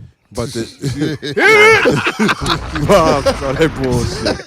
But Shit, I'm gonna make but sure one thing I said, Pork and one thing I you said, stay home. You know, I definitely said Want my when I baby to get moved the sugar? away, when I You gonna moved get one of away, these Shit it out you, boy. when I moved away from the crib, I wasn't eating no pork. That's a no. You know But who it was trip? just so You know who full trip on you though when you circle stop crazy. eating pork? Who? The guys. Oh, you a hook now, huh, G? You a hook guy. I just want to live. You one of them? That's how they used to be at school. You a hook now? You one of them? You one of them all? Okay, yeah, you one of them hooks. Oh, But you it was hook. dope. But it was This nigga dope. hook. My mom, and her, in her dating experience, she dated a guy that was in the nation. So then it brought me back full circle. I was eating cheese pieces and all that shit. You know what I'm saying? But it was just the fact of what was dope. Me and my mother started bonding on the nation. But my grandmother wasn't having that shit. Man, she was like, "Fuck both of y'all. Y'all talking crazy." In '93, you're in the nation. Tell us about the transformation, what you had to go through mentally, if you can remember. Where'd you get your dick sucked? Hit it! We had this interview already. Where'd you get your dick sucked with your FYI uniform on, nigga? Pop And it! he didn't call it pork. He said, "What's your FOI uniform?" Yeah. This wasn't a sausage. Yeah. See, I heard you like, hey, baby, I heard you fast ass like niggas with uniforms. I got a uniform for you tomorrow. Reading his final call. Eat how to live. Man, yeah, it was a big change. Yummy. Because you sacrifice a lot. You don't even think about, being a 20-year-old man, you don't think about the stuff that you sacrificing until, of course, my bad. Mic to him, yeah. You don't think about the stuff that you sacrifice, of course, till opportunities present themselves. And Till you get 24 and the old girl come up to you and she really playing hit it from the back. And you hitting it from the back. Like, I'm for gonna the get a nation. percolator, I'm finna This get a pussy nation a break pork. for a minute. Yeah. Go ahead, finish what you're saying, man. so then, you sacrifice, but you think, it's for the greater good of you and of, when you young in something, you think, you high on the vibe that you want. Yeah. So, you high on the vibe that you want, you got some new information, you got some new knowledge. Learning knowledge itself is very important. Beautiful, man. Like the numbers. Even to this day, I'm still big on numbers. That means everything to me. Even at this stage of my life, Me too. when It's called people lottery. ask me, what's my religion now, I say, I'm a thinking black man. That's what it is. That's what it is. And so, everything for me has to have a mathematical and scientific explanation for its existence. That's crazy. If it don't have no mathematical and scientific explanation for its existence, then it's not real because we live in a matter-filled world. Yep. So if you try to explain something to me and you can't have any math or science behind it, then it's meaningless. So and I felt that way even back then. Side note, that's why I got married October 24th. Because Keisha's in the numbers, and she added it up. She said 4th has to be an even number. She can't do nothing on the odd. Okay. So nothing happens on the odd in my career. So she was big into numbers, too. That was crazy. But, yeah, we got married on October 24th because of that, because she's into numbers. Okay. All right. Yeah. And the cosign to my man Dre and you, that whole era, like Ice Cube, Public Enemy. It was strong, man. It was, we was so at Columbia, man. We went to the record store around the corner, Imports, and bought. It got so rapid that niggas went and bought the Brand Nubians All for One cassette and broke they songs down. That was like ciphers. Yeah. You know what I'm saying? Yeah. Like the store manager was like, "Why is this one cassette selling out?" Because it started running rampant in this college. Because they saw the ciphers getting bigger and bigger and bigger, and we was going like, "Where you get that from?" Around the corner Imports. So I mean, that's why I don't shun on religion, man. Whatever makes you, whatever makes your light shine. So did you have to go through celibacy? Yes. How was that for you? It was fine early. No, because when I first got into the nation, I kind of This This real. When I first got into the nation, when I first decided to to submit my will to Allah, I wasn't really trying to date anyway, so it was easy then. The trial came after you in the nation, and like he was joking about it, but I found that women do like a man in uniform. Hit it. Yeah. I'm trying to tell you. So, you clean cut, you neat, you walking upright. You a leader. You attract. You walking like and the minister used to always say, we are shining lights in the wilderness. Yeah. You walk. And so when you walk around and you shining, people see you. And this is when the minister's doing Savior's Day at the UIC. Yes, sir. No, University United Center. Yeah. No. UIC. UIC Pavilion. Early Yeah, 90s. UIC Pavilion. He's doing it at And the amphitheater. yeah. Yeah. Because I had to work the one at the amphitheater. Okay. So yeah. But so I lasted about 24 months. 2 years. 2 years. Yeah. In terms of the celibacy. And so that's the first Thus said the Lord. Right. Hit it. That's what Jesus stepped in. That first chick, though, after them 24 months, God bless her. Yeah. Man. She probably felt it. Hey, coach, you know that summer we opened up that fire hydrant? Yeah, that's how. Pretty much. As soon as you put Turn it. that little wrench on that fire Pop hydrant, that cap off. throw your ass against the wall. Oh, yeah. Liquid diet like a motherfucker. Did she really attempt to get you out of that situation there? Actually, no. She was really trying to Abstain? preserve my abstinence. That's dope. But Good one. I tell you this, and I tell young people this all the time. When you spend too much time around somebody in close quarters, Yeah. things are going to inevitably take their course. Yeah. Sure enough. You ain't gonna eat no So sandwich. What was your guilt factor though? What was your guilt? Oh, factor? it was heavy. It was. It was heavy. It was heavy. So I'm 20. What the time? I'm like 21, 22. I got this guilt factor. You trying to live righteous. You trying to follow You trying to follow this path, but you also got these feelings. And at the time, you know, I was dealing with a really good woman. A woman that, you know, I definitely can say that I wouldn't have graduated without. Because when I needed to study, you know, she was like, let's go to the library, let's study.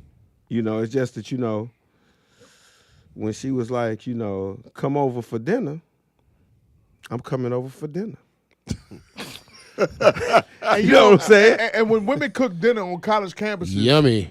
You know, it's not rare that let's go. I tell everybody, a woman, I don't care how the woman look, a woman that can cook is gonna have a man on the college campus. Sometimes you see a dude, he might be, you know, the captain of the football team, and he be with a chick that, you know, most chicks think she only a 5 out of 10. Yeah, like, how you with the moon? Because she can really cook. Right. Because every chick that could cook. And Jamal knows who I'm talking about. And she got me with, you know, slow down, kid. Football. I personally don't think there's anything sexier than a woman that loves football. Yeah, that's a chick that like unicorns. that loves and also they like unicorns. Matter of fact, Jamal, she texted me today. Really? You know what she texted me and said? What'd she say? She said, Russell Wilson is with the Broncos. I am now a Broncos fan. Okay. Now I ain't communicated with her in close to a year. Mm-hmm. But she's so into football. Soon as Russell Wilson got traded, she texted me today. Coach, that's why I fuck with Tish. Niche was on that football shit. Yeah, she a football heavy. head. Yeah. Man. I tell single women, I said, learn football. I said, where else can you find men? We gonna be in the bar. We ain't going nowhere for 3, 6, 9 hours. If you understand football, you got an advantage. Cause we gonna be there. Yeah. And that is so attractive. Hit it. Same thing Don't with call basketball. a field goal a touchdown. And give halftime head. You graduate. Same thing In with between basketball. commercial. Right quick, okay? In between commercials, Top of coach. ring. Less teeth, more shaft.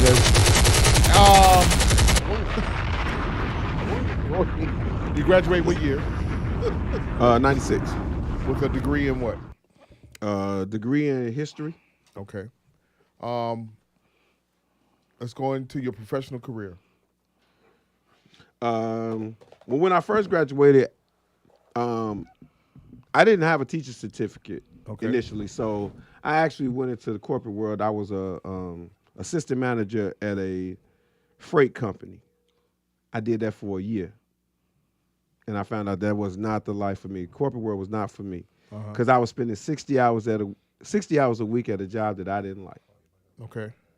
So I immediately, after about 8 months, I get into grad school to start working on my teacher's certificate and a master's degree. So it took me a year to get my teacher's certificate, and then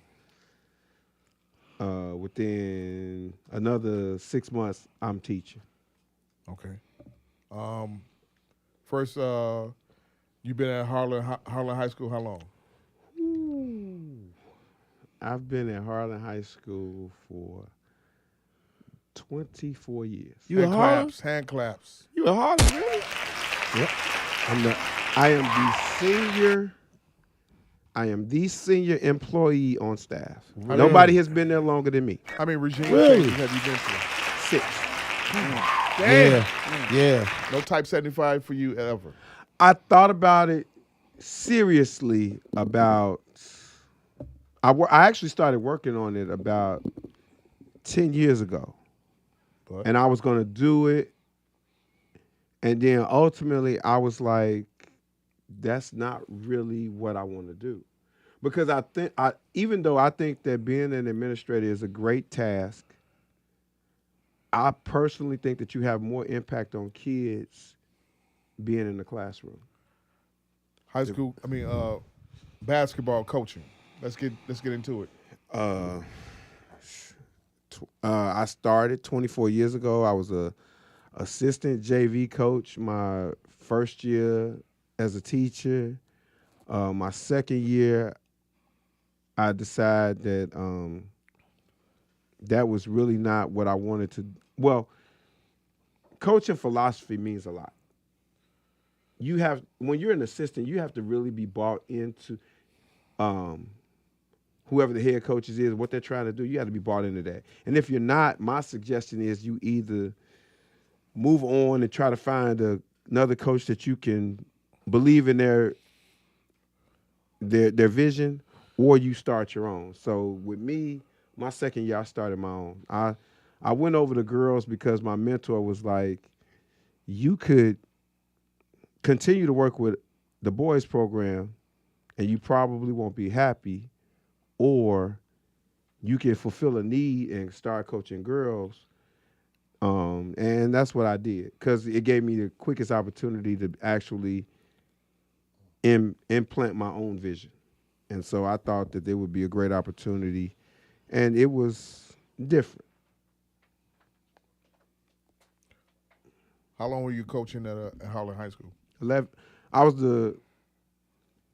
coached 1 year as an assistant coach in the boys program, and I did 11 years as the varsity girls coach at Harlan. What's the highest you reached at Harlan with girls? We made it to the super sectional 3 years in a row, 2004, 2005, 2006. It was a great run, but ultimately I felt like that I reached my ceiling, and because of school and academics and environment, I just thought it was difficult to build the type of team that I ultimately really wanted to build. I think in any situation that you're going to have problems as a coach, hopefully you want to choose the type of problems that you want to deal with. When I was at Harlan, I was pretty much, for a lot of my players, I was everything. I had to be the parent, I had to be the coach, I had to be the counselor, I had to be their homebound teacher sometimes, I had to be the police officer to navigate them through situations so that they ultimately don't have to deal with a real police officer. And so the problem with that is a lot of times you get burnt out of doing that. And so after 11 years, I decided it was time to take a step back. I was also dealing with some other issues in my personal life. And so I felt like, I need to take a step away from this. So I took a year off. Then missed it, didn't you? You know what? You don't miss it the first. I resigned in March. From coaching. From coaching. Yeah. I didn't miss it until mid-season of the following year. The first month of the season, I was good because I was like, man, I ain't got to go to practice. I ain't got to do none of that other stuff. I ain't got to arrange practice. I ain't got to pick nobody up. I ain't got to drop nobody off. I'm good. But after New Year's, when you come back after the winter break, you like, damn, I ain't got nothing to do. I need to be. Moses, you felt like that too? Yeah, because I was off for 4 years, so I know exactly what he's talking about. Yeah. Okay. So yeah. You made the switch over to Kenwood. When? What year? Well, actually, I spent a year as an assistant coach at Morgan Park. For girls? Yeah. Okay. I spent 2011, 2012, I was the offensive coordinator at Morgan Park. And we had an extremely talented group of girls. We had a very talented program. We just didn't work hard enough. And we didn't take advantage of the opportunity. A lot of times with young people, they don't realize that, this situation that you in, it's not a given. Yeah. It's not a given. It could be, you have to capitalize on the moment. And when you don't, there's a consequence for that. And it's not a given that you're going to be back next year. So I was there 11, 12, and I personally felt that we had the most talented program in the city. Ultimately, that year, we wound up losing the city championship to Whitney Young. But we had 7 kids on that team that I helped coach in 11, 12 that ultimately wound up going Division I. There's no way you're supposed to lose when you got 7 Division I players. Hand claps. But you said kids from Harlan to Division I schools too, right? Yeah, I was there 11 years. I had 3 kids that wound up going Division I, but I had a multitude of kids that wound up going Division II and Division III. Ultimately, I had 19 kids. 19 kids at Harlan go to college for free. Hand claps. Yeah, that's dope. Now, ironically, I just finished my 10th year at Kenwood, and I'm at 19. Hand claps again, double. And pop it. And actually, but what's different at Kenwood is I've had 10 kids go Division I in the last 5 years. Hand claps. This year's group is going. One kid is going to Texas A&M. She's ranked number 40 in the country. My favorite player.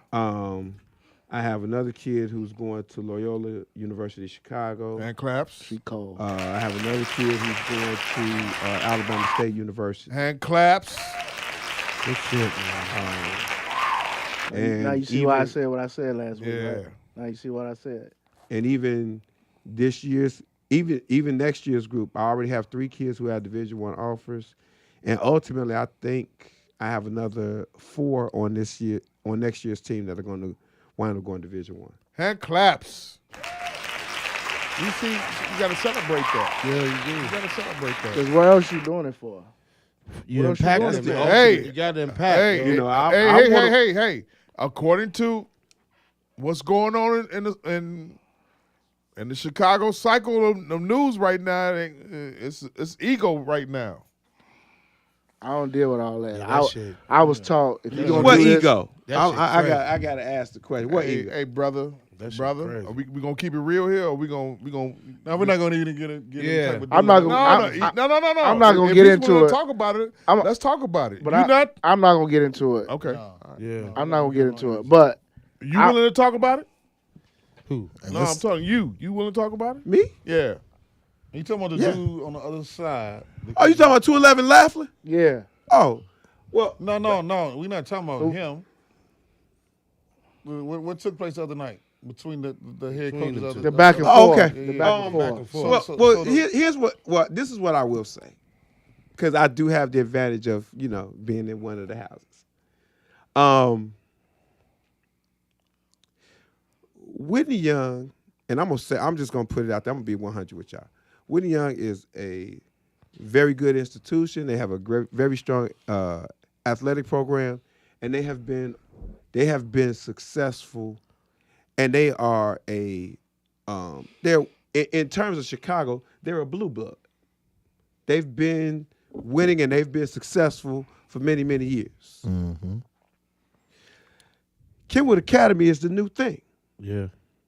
We the new thing. And what makes us different than some of the other teams that have been good for here or there is we have sustainability because we have a rich academic history. Yeah. So now that we are taking athletics seriously, keep in mind, football team, city champions. Girls basketball, city runner-up. Boys basketball, lost the city semifinals, but extremely strong. We a lot of people look at us, because we're new. People don't adapt to change well. So with us being a new team on the forefront, that's hard for people to deal with change. For So years it was a preppy case. yeah, we were the preppy school. We got a nice band. We got a choir, but they ain't doing nothing in real sports. Right. Now we doing stuff in the major sports. Our Robert Sylvester Kelly attended there. Absolutely. He said aura. He said aura. Aura. And then I was gonna say Ira Kelly, and but then You talking about me with the alcohol? right. No. I Pop it. Ira. I was gonna say Ira Kelly. And then Robert. So And then Kenwood and Whitney Young, you know, the girls, the clothes, you know, like the hip hop shit. Hey, I went to Kenwood for 1 year, and I failed. It was out of his league. Yeah. Damn. I failed, but it was one of the best years of my life as far as My God. failing. Because real Hey, shit, I had freedom. I But the would. thing about it is, it was his. freedom can be a Lord- gift or a curse. Lo and Yeah, behold, it's always been a rivalry between Whitney Young and Kenwood, Kenwood. always. It's always been South Side and West Side. I wouldn't say West It Side. was said West that Loop. Whitney Young and Kenwood had the best That's shit. West Side. Especially- Because I ain't gonna West lie. Side, Park nigga. and V hoses as well. Nigga. That's right off Ashland, bro. Listen, You listen, talking listen. hard foul, you went to listen, Lincoln Park. Listen, Huh? listen. What'd you say? It's West Side. Whitney Young. Because Coach, Huh? I went to. Coach, talk to him. Jackson. We I went right down to the Hales. street. We'll So I give it to left. The projects was right We there. would leave We'll give it Hales to and him. go straight We'll to give Kenwood. it to him. We'll We'll go give straight it to to him. Kenwood. I'm gonna be though. honest. I'm gonna be honest, Jamal. We'll give it to We'll him. give it We'll to give him it to him. for I'll good give him the sake W. I'll because give it to him. Whitney Young, you had people from everywhere. I mean, You know what I'm saying? It wasn't Harper wasn't involved. No, was it? Whitney It's a Young. magnet school, so they can choose, pick and choose. Right. Whitney Young I had. give a fuck Folks about in none it of wasn't involved, right? Right. No, Harper they had and no folks. game. But in terms that. of Go. in terms of Yeah, nigga. Hales wasn't involved either, was it? but Slow Mike, down. I'm gonna tell you this. Slow down. In terms of what was said You last know what I night, did to a bitch from Dunbar? in terms of Told in her her ter- timetables. Right. Taught that In bitch how to terms dance. in terms of the things that was said the other day, Yeah, go ahead. Sing. And her feet was big. you know, I've always been one. Nutter You in her know, shoes. just tell me how you feel. I'm glad that it's been said so that it can be said. You know, they right now they had a crown. They won boys, they won girls, and they beat us. They beat both of us in the path. Until we do something about it, they got the right to talk, and that's what it is. Wins and losses for right now. You know, but I like where we headed. That's yeah. I'm gonna leave it at that. That back and forth was Now, crazy. Yeah, but the back and forth, yeah, like he now said. if you catch me like February 6th, February 7th, 2023, it might be a different conversation. But for right now, they got a right to talk. So they gave you bulletin points? I mean, bulletin board. Well, they gave you bulletin board. I mean, they did, but Them kids know each other. They text each other. Them kids play AAU ball with each other. I'm They quite know sure that they shit. do, but I'm saying for that coach from that high school to sit up and say what he said. Now he could have kept it just with boys, but I mean, but you know this why my man. This my best friend for damn near 30 years, and for him to sit up and say that it involved the girl situation, I felt the way myself when I saw the comment. Because that's my guy. I'm gonna That's do you my- one that's better my though. brother. You know what I'm saying? gonna do you one better though. Go. Because you may not even be aware. Ask me where the coach who said that. Ask me where his daughter played high school basketball. Where? Kenwood Academy. Pop it. Hit the suspense, goddamn. So you get sucked into the bullshit because of what somebody else said. He hit the choppers. I said hit the suspense. You see what he on, right? The engineer's on his own thing. That Ukraine But shit is getting to his freestyle. fucking head, man. He freestyling. Ukraine, that Russia shit getting to his motherfucking head. You know that, right? But- hit it. But I'll say this: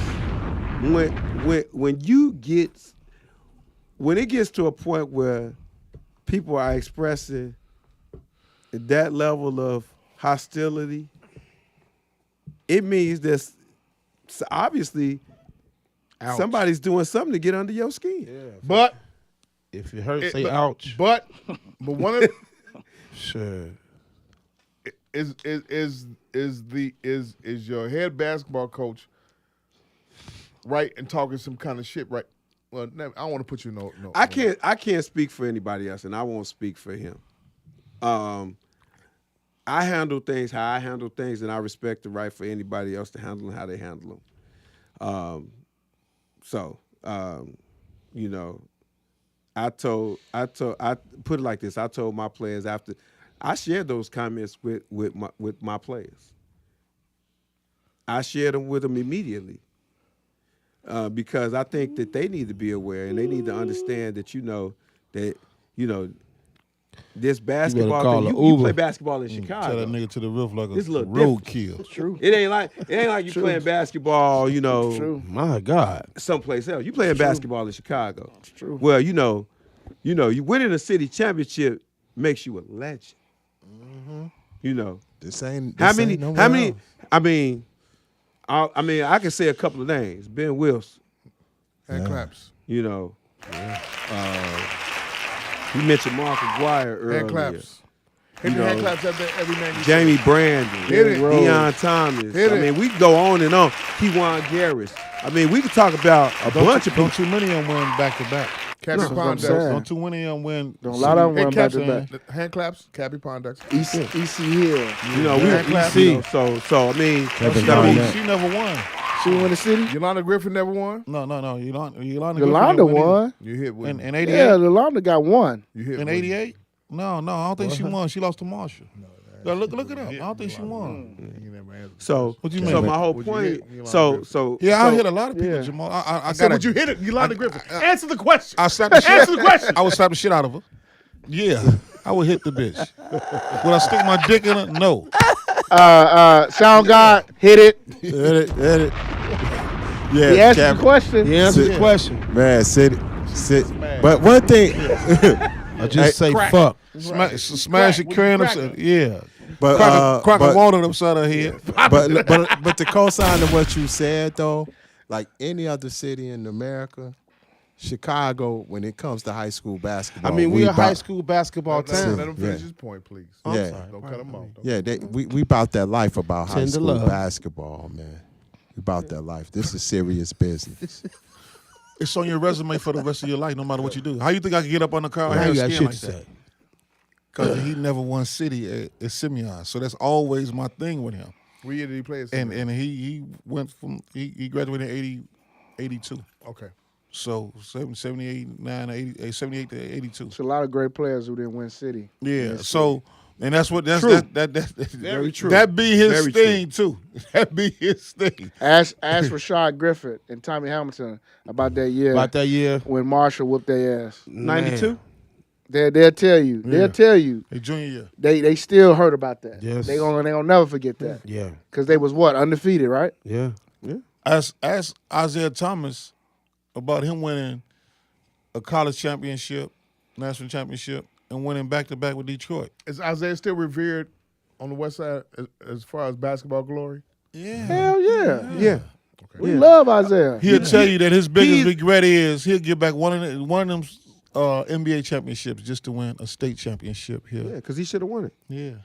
But Isaiah's a different because he's polarizing now on the West Side. Right. Because you got the people that love the Bulls, Yeah. that really, really love the Bulls, and because of his Detroit days. they feel a certain type of way about him. I mean, now me personally, I got a different type of bias. Isaiah Thomas to me is the best player to ever come out of the city of Chicago. Period. Hit it! And I respect it, and me living on the South Side for the last 25 years or whatever. I respect all my South Side friends and family that think that Derrick Rose is the end all be all, but Isaiah Thomas won 2 world championships and he was the man, and he's the only player to beat.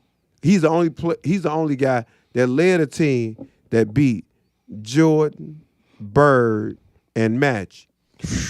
And Jabbar. Kareem. And Kareem. Yeah. Yeah. He beat everybody. Yeah. But So he wasn't the youngest MVP ever though. he wasn't. He wasn't. I tell people was. Isaiah is the most accomplished Yeah. basketball player to ever come out of the city of Chicago. And he Most went to accomplished? Most accomplished. Yeah. Okay. No doubt. Most accomplished. His Yeah, resume is that- better than and anybody. it be- You gotta, don't say Only like thing he that. doesn't he has missing is the Olympic gold medal. And he don't have an And MVP. he wasn't on That's that. the only and thing. be But other than able- that, he's and the be most able. accomplished. He went to Marillac House too. Yes, he did. Hit it. Okay. Marillac House. Okay. Our But Lady. He just don't have a That's, state title. That's but- all. He just don't have a state He West title. Side through and through. Okay, he went to so where? Marillac House, right? Marillac that's where House. he He went from. to Our Lady of Sorrows. Oh, actually, hold on. He went to Resurrection first. Foul, though, Mo. He did. Resurrection. He did. Was Resurrection. Then he went to Sorrow. He took the hard Feezy, I gotta put that out there. I gotta put that out there so everybody knows. That Feezy. Yeah. So yeah, certain things women don't understand, but we understand this shit, and it's inbred in our brains from the Get a time bag we of chips in my car. shorties. But you're gonna it's certain music you can put. It bring you back to that time in that era. It's certain games that bring you back to that time in that era too. You know what I mean? Like you talk about the Villanova. Georgetown championship game.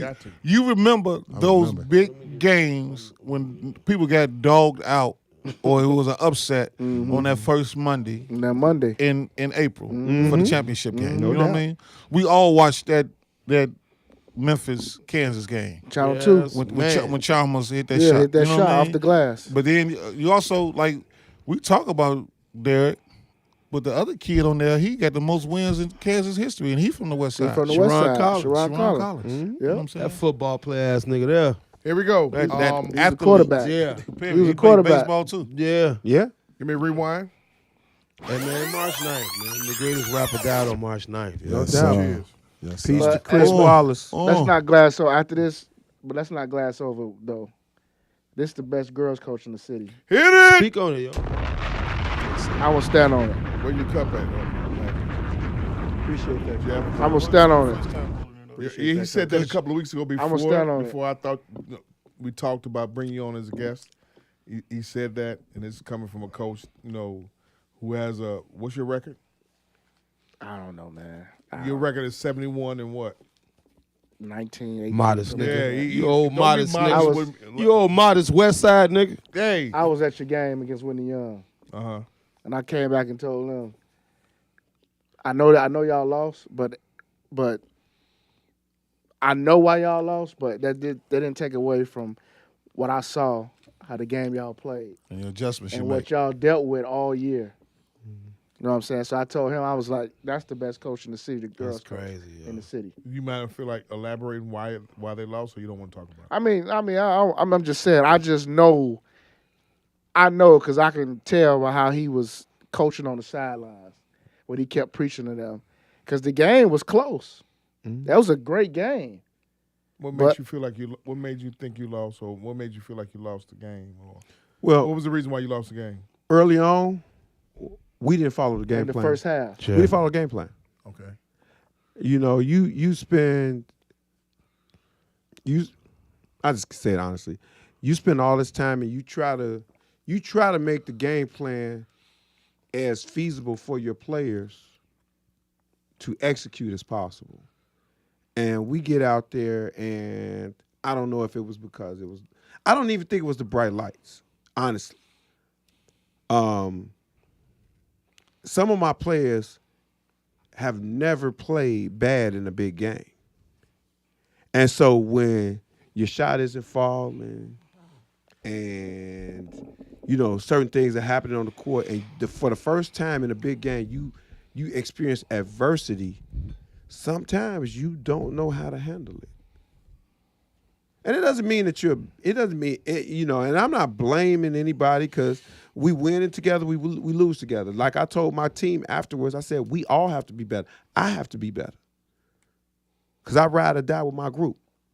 But I just felt like we got away from our game plan and everything that we worked on early on.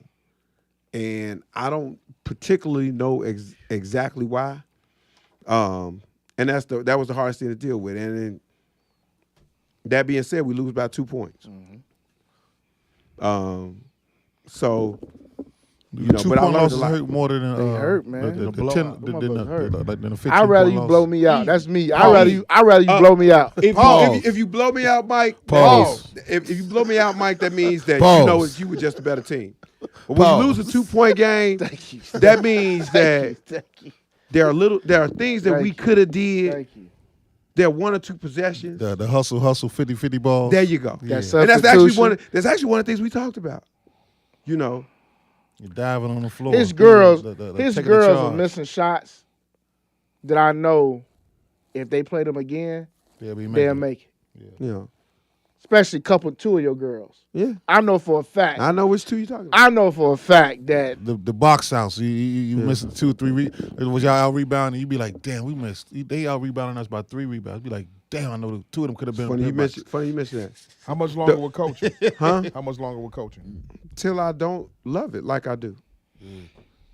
Till it's like a job, huh? I mean, like, no, it's not a job. I'm talking about like when it feel like when it started to feel like a job, yeah. But you know, I love what I do. I mean, I truly do. Put it like this: next year's schedule, it's already done. Okay.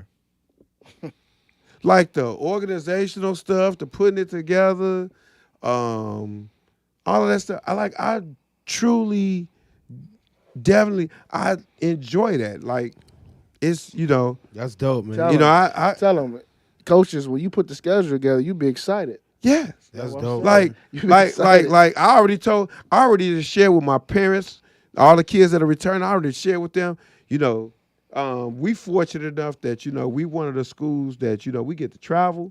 So I already shared with my parents, you know, the shootouts we're going to be in. We're going to Detroit next year. We're going to New Orleans next year. You see the logo? You know. Yeah, Yeah.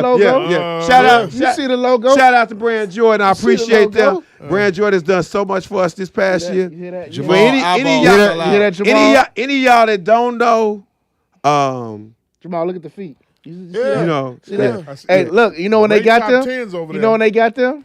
Show them top 10s right quick, my Jeff, brother. them are beautiful. Hey, My you brother. know, look, you know when they got them? Thank you. What? At the Chicago Elite Classic. Okay. Yeah. Only What, the top 10s? Only these beautiful things right here. Only These beautiful two things schools right here. got these. Yeah, only 2 schools got them. Because it's only two Jordan schools in Chicago. Yeah. What 2 schools is that?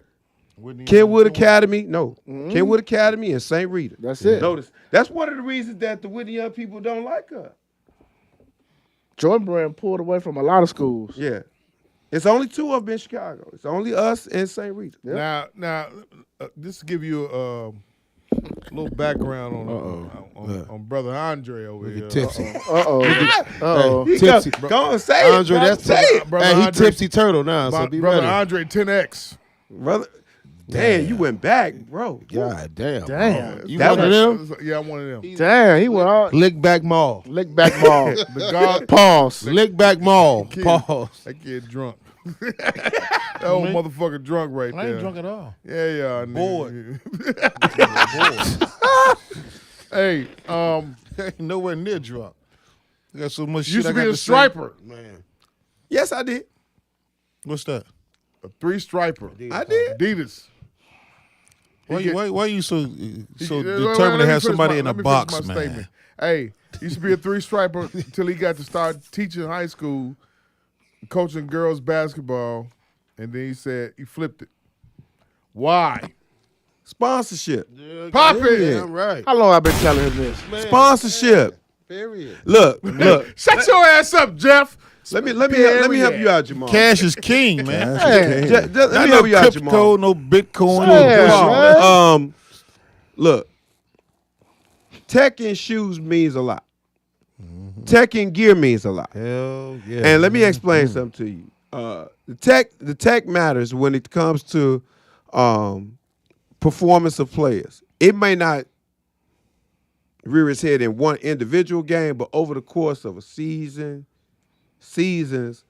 the tech that you have in your gear and your work and everything that you do, it actually helps players. And ultimately, like Coach said, I'm about trying to get kids into college. So the more technologically advanced resources I have, the better I can help kids. About 4 years ago, Nike says we're going to help out Kenwood. We're going to add them to the list of Marshall and Simeon. And at that point, Whitney Young. And, you know, we said thank you. And we roll with them.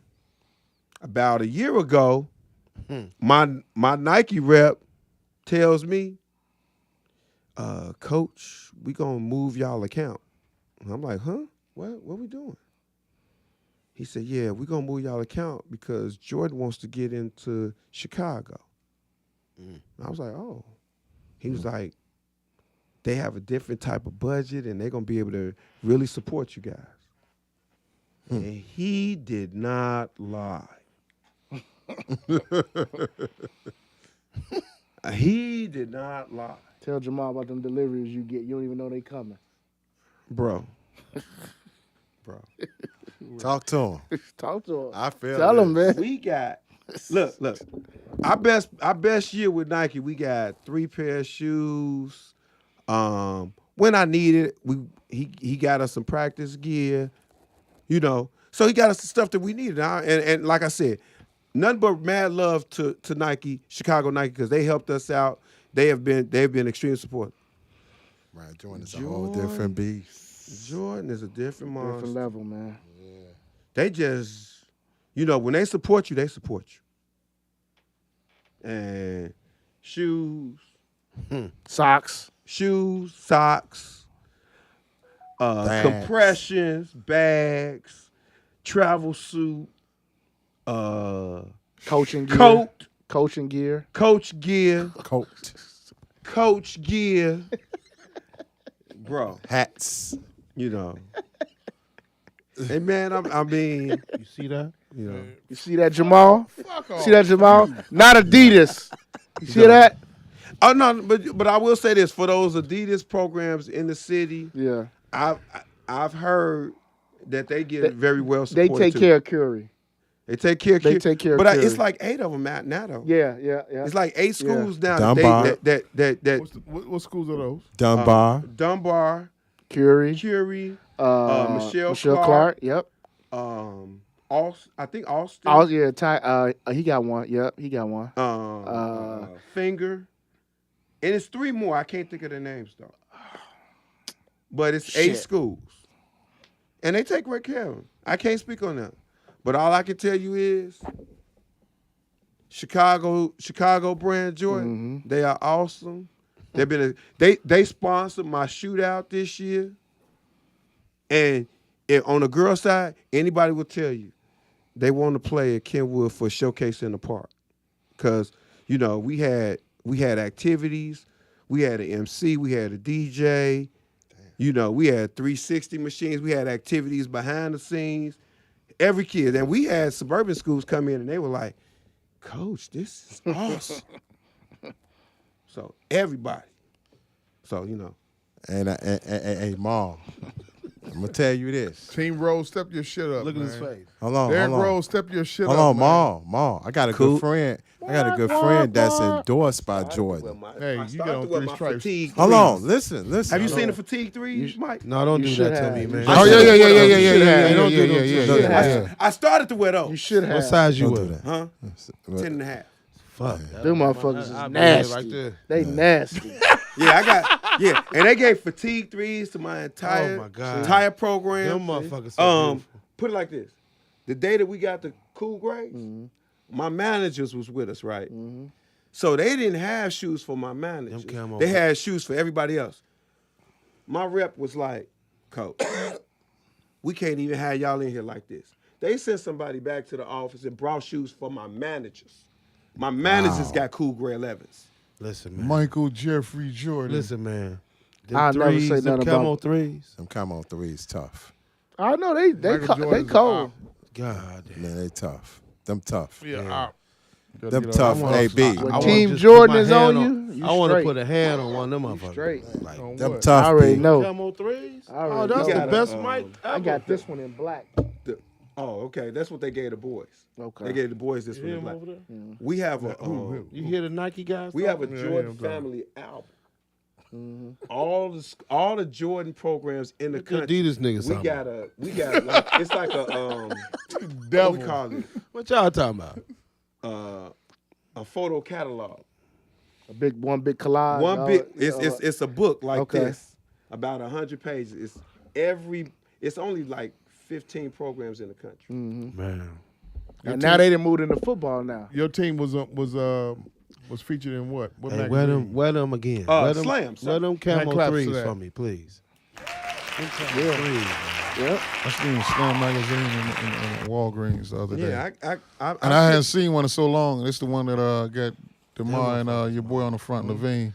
I'll do the You know how Fat much a Joe Slam on them magazine costs motherfuckers. now? I'll lick the soul. $8. Hey, get it on your phone. No.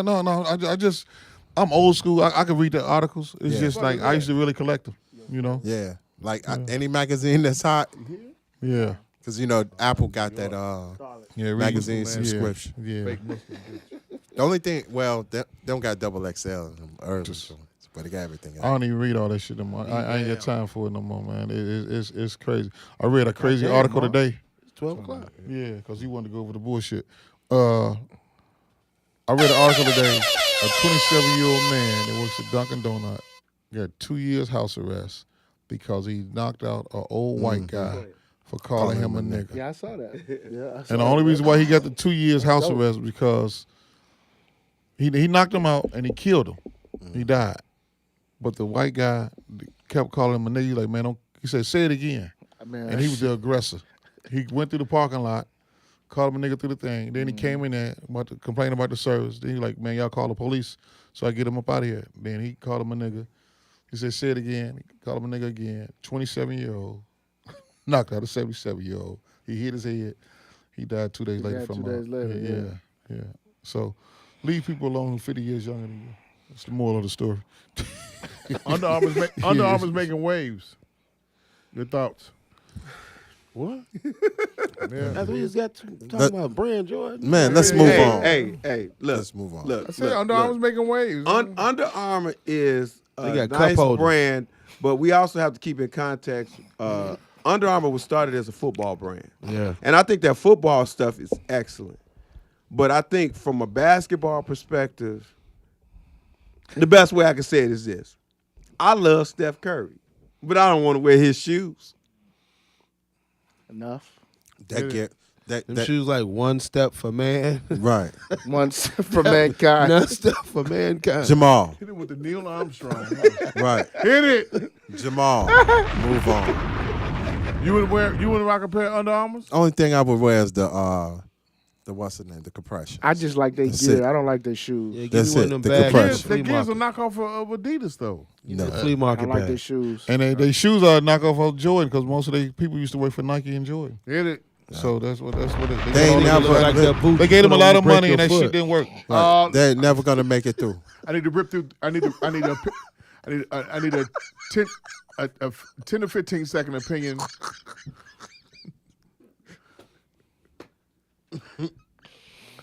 Give me a rewind. 10 to 15 second opinion, each one of you. Starting with you, Jeff. All the way, going all the way. Aaron Rodgers, Packers. Go. Fucker. Got you. Coach. Needs to win a Super Bowl. Coach. The greatest regular season quarterback ever. Coach. Cal. Man, rest in peace, Silverback. Ted McMorris, he was the #1 Packers fan. That's the only reason why I really rock with him. That's the only reason why he said it. That's the only why I said He it. just got I don't give a fuck about that, yo. Show enough. Magic. That's rich people shit. Yeah, Chicago. 4 years, We right? drinking 4 makers. years. Chicago. Oh, it ain't for the bust. Bears. You own y'all. That's all I care about. 153 million guaranteed. 153 million. Chicago. Here we go again. Go to the other one. Jeff. Sierra and Russell Wilson in Denver. Your thoughts? Man, good move because they finna get they finna get black everything. Coach. Mahomes, Kansas City. Coach. Broncos making the playoffs. Be able. You say they in Denver? Sarah gonna get some weed and make a single. Hit it! Magic. I don't see them making the playoffs. They got a good defense, but I don't see them making the playoffs. He gonna They get got hurt to deal again. with my homie He gonna get hurt and again. my man over in Los Angeles. Sierra gonna make a song called Good luck. My Holy Ghost Smoke. Here we go again. Deshaun on Friday. My holy Man, ghost. I hope he make it Smoke. because he's been down too long. It's Who? time. Deshaun Watson. Yes, it's time for him to shine. Prayers up. Yeah. It's time. It's time. Yeah. Prayers up. Fucking Yeah. crackers. If they decide not to charge him, he's going to be traded to Pittsburgh. Yeah. Where they love their Call quarterbacks TD with Jakes, the rake nigga. shit. Let the Lord have his way. Come on. Call TD Jakes, nigga. Magic. They already had one white quarterback who Bathroom Ben. two different white ladies Bathroom with the Ben. same story in two different cities, and they said, "Come on in here." The chick And told the police, smell his fingers. Yeah. God damn. And guess what? They made him get married to make it look good. Yeah. He didn't really want to marry his Married wife. now? Yeah, he married. He married and he a 7-day Adventist. Who married? Bathroom Ben. Bathroom Ben? Yeah. God damn. We talking about Deshaun though. That's what No, I'm saying. he's just saying. I'm saying they One don't give a rapist fuck to about another yeah, one. That's what yeah. he's saying. They like their quarterbacks to assault women. Yeah. Hit it. He did it, but you know he got pegged though. One lady said she told others stick the finger Stick in a his finger in ass. his butt Oh. and milk him. Wow. Yeah. Milk Milk is him. folly. Milk is folly. He Call shot that nigga- off. Call him cattle. That's what they call it. He cattle.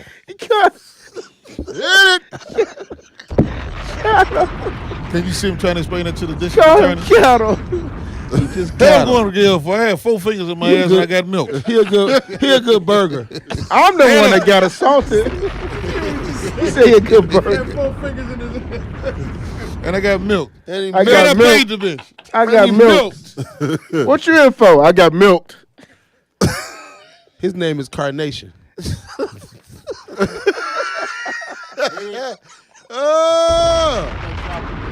Oh, my Happy God. birthday, Ma. Mom. Here we go. Happy birthday. Jeff, Yo, Kanye got pegged by Kim. Huh? Yes or no? really? I'm asking you. What? No. Did you see that? What you No, what I did see is somebody. No. Answer the question. Yes I or don't. no? I don't think so. No. Hope not. No, Amber Rose did it. Right. Amber Rose did it. She pulled out something long as him and tore that nigga up. And some boots. What's Had on my some boots What's when my she did it. classic line? He ain't no virgin. Ain't no back virgin there. behind there. He ain't no virgin back there. Magic. Mm-mm. Did Kim do it? That nigga farts belch. Yeah. See, I knew it was one. Yeah. And Kim did it. Really? Yeah. Nigga made a video of killing a motherfucking honky. Oh my God. Oh God. That nigga poop Easy. burnt. His farts He got got lips pegged, on it. man. That's it. Man, that mama. Fam got pegged. Fam Listen. got pegged. Fam got pegged. Listen. Outside of all the good You don't go things. crazy on no bitch like that. You ain't got something And in there. she ain't Listen. touch your intestines. Just be glad you haven't went crazy. Huh? Yeah, she touched his intestines, huh? Okay. My God. Woo! He having a bad year. Woo! He having a bad year. Oh my God. Because this man, somebody leaked a thank whole God, man. video Shout out of to Cootie for getting the bag. man, Fuck gotta 30 give it. million. that. Man, They getting on him about that 30 million. For what? what 30 million? He said it was closer to 10. No, don't It believe was like Nigga said he 15. got 30 million for that documentary. That's what Complex said. Got 30 million. 30 It's million. floating all over the airways. 30 million for him is that's change. Who? 30 million for No, for To Cootie. Cootie. Cootie, Correct. not Niggas, Kanye. That- well deserved. You know, as niggas from I Chicago. don't give shit. You give me 10, nigga. I'm winning. You know what I'm saying? Right. If it ain't This the well 30. deserved. The doc is excellent.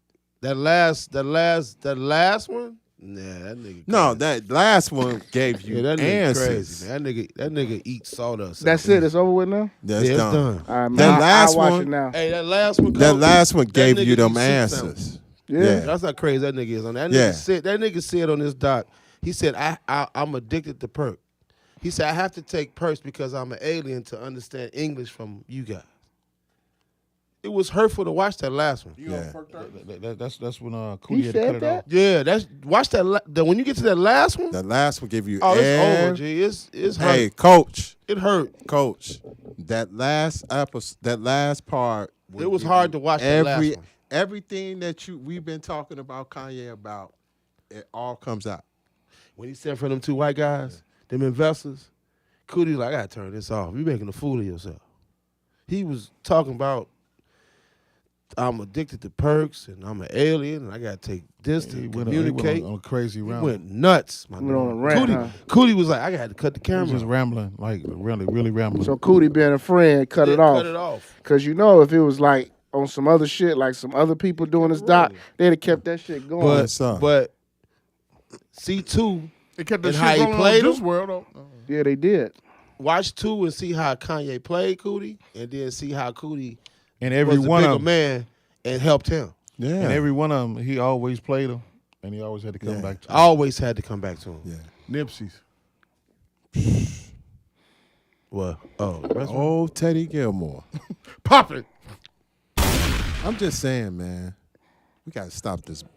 Teddy, good people. Teddy a good dude, man. He a good dude. He a good dude, man. Listen. He No, is. is he though? He a good He a dude, good man. dude. Like the interactions I had with him, man. he got a terrible strategy, man. Like I have when good he dude. had River West Brewery. Yes, Yes, he sir. did. Listen, let me explain something I was to you. frequent there. Let me explain Yes, something sir. to you, man.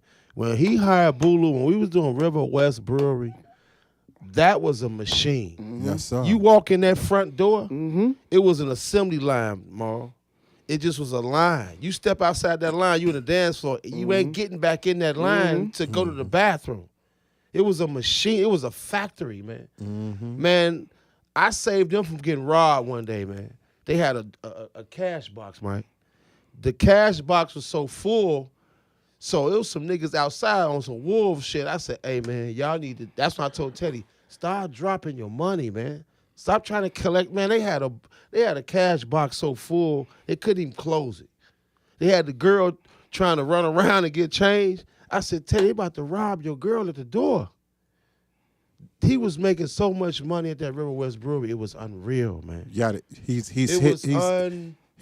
he's the legacy of the club game. Unreal, Black club man. game. Yeah, he the last one. But it was just his Club restaurant net. ventures. When my rule of thumb is, man, you gotta pick your poison. Do you want a restaurant or do you want a club? You can't make your restaurant a club. No. That's when you lose out. He That's got- when bullshit comes. You gotta And respect. all three of them he done had. He tried Right. to turn them to a club. Right. From the drink house to the Nouveau to Nouveau. Nipsey's. He had Nouveau popping for When a you minute. turn it into a club, it's over. Yep. Yeah. Because there's different legals, there's different licenses, there's different shit. This Chicago nigga. You know what I'm saying? So And when I found out they turned Nipsey to a club, Yeah. it was like Yep. I counted the days. yep. Yeah. And in that neighborhood, the alderman alone, and then the community that bar is at, there's big wigs on the block club. Anytime you have a club, the rule of thumb is you don't want to be the talk of the block club. Once you the talk of the block club, you have Trouble. You gonna have issues. Period. Done. Here, this is the block club. Uh-oh, here it comes. Here go the block club right here. Them niggas got to go. Yeah. Yeah. Woman, look. That was the woman- group chat. That was the group chat. Club is That gonna was the say. group chat. That was the group Did chat. you read the article? Yeah. The woman said one of the big wigs on the block went to her, heard her dog barking, looked out her window and seen two young girls' asses pissing in her backyard. Pop it. She immediately went to the office and like, this got to go. It's got to go. It got to go. Yeah. You double parking. You in front of people's driveways. Man. Now we can look at it and say, how's that Teddy fault? But But again, that's what I'm saying. Right. But But again, again, that's that's turning your restaurant turning to a it, club. yep. You have to think further than that. Yep. But here's the problem. Here's another problem with that whole understanding, and for the greatness of Teddy, of what he brings to the table, he still has that promoter mentality of like, I got to get this bread. Yeah, but nigga, okay. Care the way Saw you the live. fight. Now you got. And when you got to get this bread, fireplace wood, nigga. right? When you got to get this bread, you just bring anything in there. You want to just bring Fuck all up kind my way of to work, nigga. right. But his spots always end up like that. The Right. last spot before Nipsey's, the one he had Yeah, over there in the West Loop. yeah. The Fights all the Nouveau. time. Fights all the time. Nouveau over there on River North. The white people was like, At the- nah, we don't want you here no more. What's word is it that they trying to take his LLC away from him? Wow. That's big. That's huge. So he don't make no money. Yeah. You know what I'm saying? Hit it. Now you trying to take the money that you make. Now you trying to take all his tax breaks. No doubt. Right. And that's So and- so you know what I'm saying, and I'm not, and I know, you know what I'm saying. I know my man's in them. I know the situation, but it's I've always told them, nigga, once you turn your restaurant into a club, be ready. Right. Gas prices. Some Nigga, motherfucker. hey, listen. I'm glad Can you we- mentioned that. We gon' meet up at somebody's house and Yes. ride this motherfucker together. Yes, sir. Carpool. We gonna carpool this motherfucker. We carpool. We'll be the new best shit ever. He started this shit already. Bless you, brother. See? Nigga, he thought I was stupid. He started this shit 2 weeks ago. Nigga, I carpool. get off Listen, at 3:30. Can we get Mall, I'll be away? in front of your house Can with we my get feet away on from the this dash. summa cum laude ass gas price and get back to some academic probation ass gas price? Hit it. Man, nigga. Well, I told y'all black women started this shit, burning all this sage. They fucked it up. Burning these fucking mummies. Listen. Fucking the gas. Now, The whole world up with this shit. Jamal, I'm gonna be honest. Pandemics and shit. Somebody told y'all this shit. Y'all should have left Jesus on that T up there. Believing in him. 2 years ago today. I'm gonna What happened? I'm gonna say this, Jamal. Started. If he can get us, if Biden can get a stimulus, or the Congress can get a stimulus, we need a relief for this fuel shit. For the who? For the fuel, for the gas. Oh, they got to leave the crude oil alone. Yeah. No, but they already doing it with they are So give they out are a not stimulus for gas? like a lot of the gas stations like Shell and BP. It's they $9 in California. Hit it. Yeah. $9. Chop that Yeah. motherfucker. Chop it. They like Banging off Shell, on FaceTime. Shell and Bitch, I ain't coming over there. Pull your pussy out. Right. Fuck, I'm going over there. Right. Got right to between your spend legs. $27 for 3 gallons worth of gas. Bitch, you got your Look, fucking and then, mind. bitch, hope your Wi-Fi work, because I don't want no glitch. Yeah, Right. bitch. I want glitch in HD. we streaming Shell, everything around BP, here. and all the gas companies are not. They stopped using Russian oil. Right.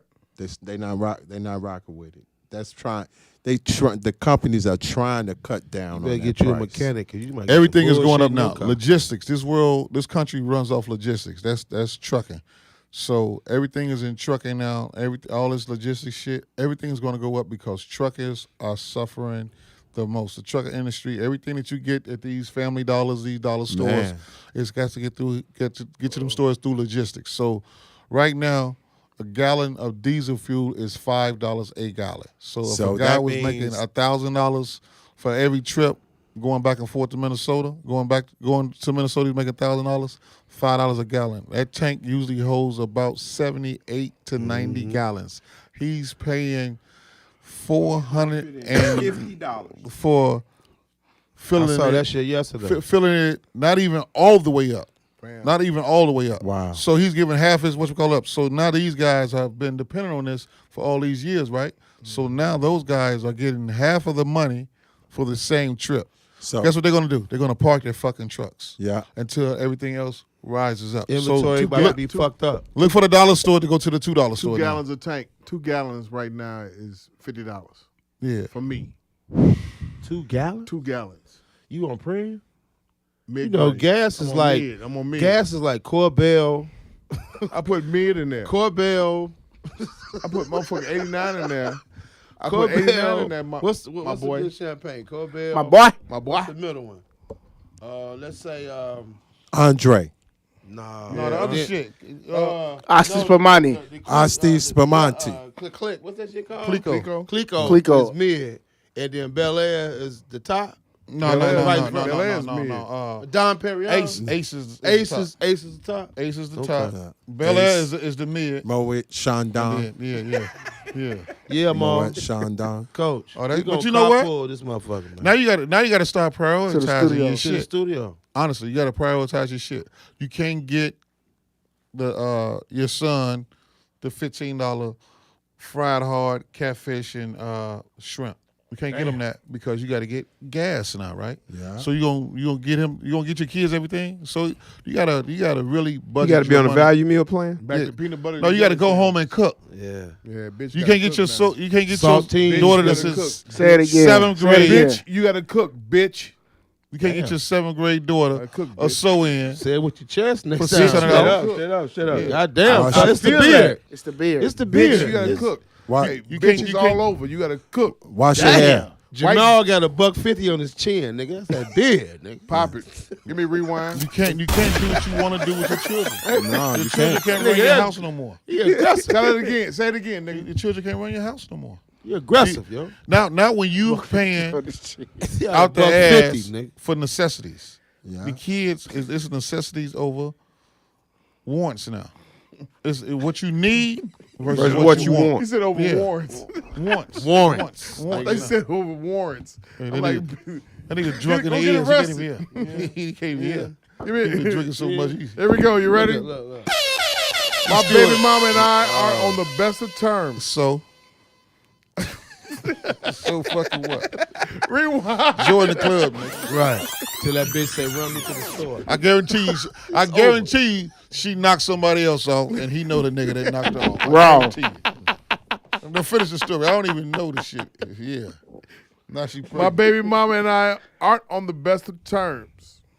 I had another kid while I was with her. Mm-hmm. But I know she loved me. I got robbed in front of her house, and she just got in her car and drove off. I saw her see me. She said she was late for work and couldn't help. Thoughts? She said, hey, that nigga get paid Friday at 2:30. Set up.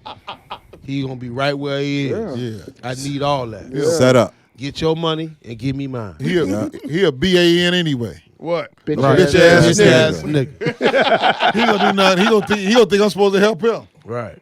She made a business decision. Yeah. Yeah. Yeah. Yeah. How much? He had how a much baby he made? on. He had another baby on her, right? Yeah. Oh yeah. Run Nigga. that. You want to take this over to the side bitch crib? He asked to marry me. And take them little ass pants off of him too. Skinny jeans. Skinny jeans. Them skinny jeans. Take that. And he back. sagging. I hate them motherfuckers. You want to take this money over to that Take no them edges denim. having Look, bitch? them denim stirrups off that Yeah, nigga. little dirty ass. You dumb Jeggings. He you got dumb jeggings. motherfucker. You dumb motherfucker. He asked me to marry me. He asked to marry me and gave me his mother's ring. Whoa. I just had to be sure that I was over my ex, so I kept the ring and said, I'll ask you when I'm ready. 2 years later, I asked him to marry me. 2 years He later. said no and stole my ring while I slept. I want him back. Help. It's over with. Two dumbasses. Yeah. To keep all that. Y'all don't need to be married. Yeah, they should be married. They got Right. they got a helmet at the house. They both wear helmets. And He take wait- Ritalin. he waited 2 years. Hey. When the blind leads the blind, they both fall in the ditch. Yeah. God, yeah. Hit it. Ray in the front seat, Steven talking, no, turn left. Too far gone. Ain't no way out. My girlfriend and I blew all our money on drugs in Vegas, and we're living in a motel. My God. Is it Elena? She suggested I work. He said, what? What did he He said, say? who's that, Elena? Oh, yeah. Oh, man. God damn. Mike. Elena and what's his Come name? on, Mike. What's the white boy name? Not white, Asian. No, the white boy that she was with at Kyle. first. Kyle. and It Elena. was the Asian, though. He's, No, I'm talking about, remember, wasn't Cal and Elena messing around? No. They wasn't? It was just getting hot buddies. All right, so I'm saying, yeah. Spoon, goddamn it, and the lighter and the motherfucking tourniquet. You just slap that vein. Right. Slap that palm and you Yeah. ready. Okay. My girlfriend and I. How you feel? All right. Hey, and then remember in Pulp Fiction when she came back? Well, goddamn. Yeah. Shit, goddamn. She got Oh, shit. My girlfriend and I blew all our money on drugs in Vegas, and we're living in a motel. Man. She suggested that I work the street because a man earns money on the strip. I made $1,000 in a few hours. She wants me to trick regularly now. I'm not gay, and I feel pimped. Yeah. What to do? Green for the money, gold for the honey. That ain't no honey though. Yeah, he just out there eating that dick up. Eating dick. Dipped in Italian beef. Hey, he made $1,000 in a few hours. He eating dick smothered in underwear. Yeah, that nigga. In the words of Damon, Yeah. don't fight it, just let it happen. God damn. Shut up, bitch, and take it. God damn. Ooh, She sent him out in there. a few hours. Yeah, okay. Selling his ass. No, he out there eating Sucking cock. No, that nigga. Hey, what is it, Jamal? What is Jamal? What I say? Sucking cock. He eat hot dogs with no hands, Mom. Straight Nathans. Yeah. You know how Glizzies. Wow. That gag reflex on that nigga is impeccable, man. he wanted to do that. His oil. You can't do nothing that you His don't throat want to do, oily man. than a motherfucker. Say it again. He wanted to do it. He wanted So to. that means he bending over and spreading his ass cheeks. Yeah. Yeah. And let a nigga have his way with him. Them Yeah. fucking drugs is no joke. Have your Man, way. Have you going through changes? Yeah, all right. For Fuck that, man. For Hell 125. Nigga, I told him, I don't even like constipation. You ain't fucking me. Fuck that. Show now. Fuck all that. I'm not gay. I'm not, no. Right now, as you Right, type with right. I'm not gay right now. But let my phone ring. I'll be right back. I'll be back like I never left. So gas prices went up. Everything else going up. Has $40 for pussy went up? Went to like 50 cents. Everything is up. 40, 50. I think it depends on the area code. Right. Hit it. On the puss? That's the price. If Oh, you, no, if you these live in bitches doing this Argyle, old if you live in vast Argyle steam and Gardens, shit. keep it at 40. Yeah. No, don't even go with that should have been. That should have never went past 32. Don't go over there. If you in River North, all right, bitch, 75. 75. River North 75? 75. Nah, it's more than that. It's 75. That's, Homewood, all right, you may get 80. Argyle, you gonna get a piece of puff. that's 575 in River North. You get a piece of puff. No, I'm talking about black chicks. I ain't talking about Hit it. You get a piece of puff. Hot And a scratch 40. off. scratch off. Yeah. Here, check this out. I've lived an adventurous life as a well-paid mistress. I prefer to be the side chick because men don't share emotional bonds or have fun with wives. I'm 63 now, I knew she was old. I knew it. and I'm ready to settle I down. knew it. Men my age date younger. Younger men only want money.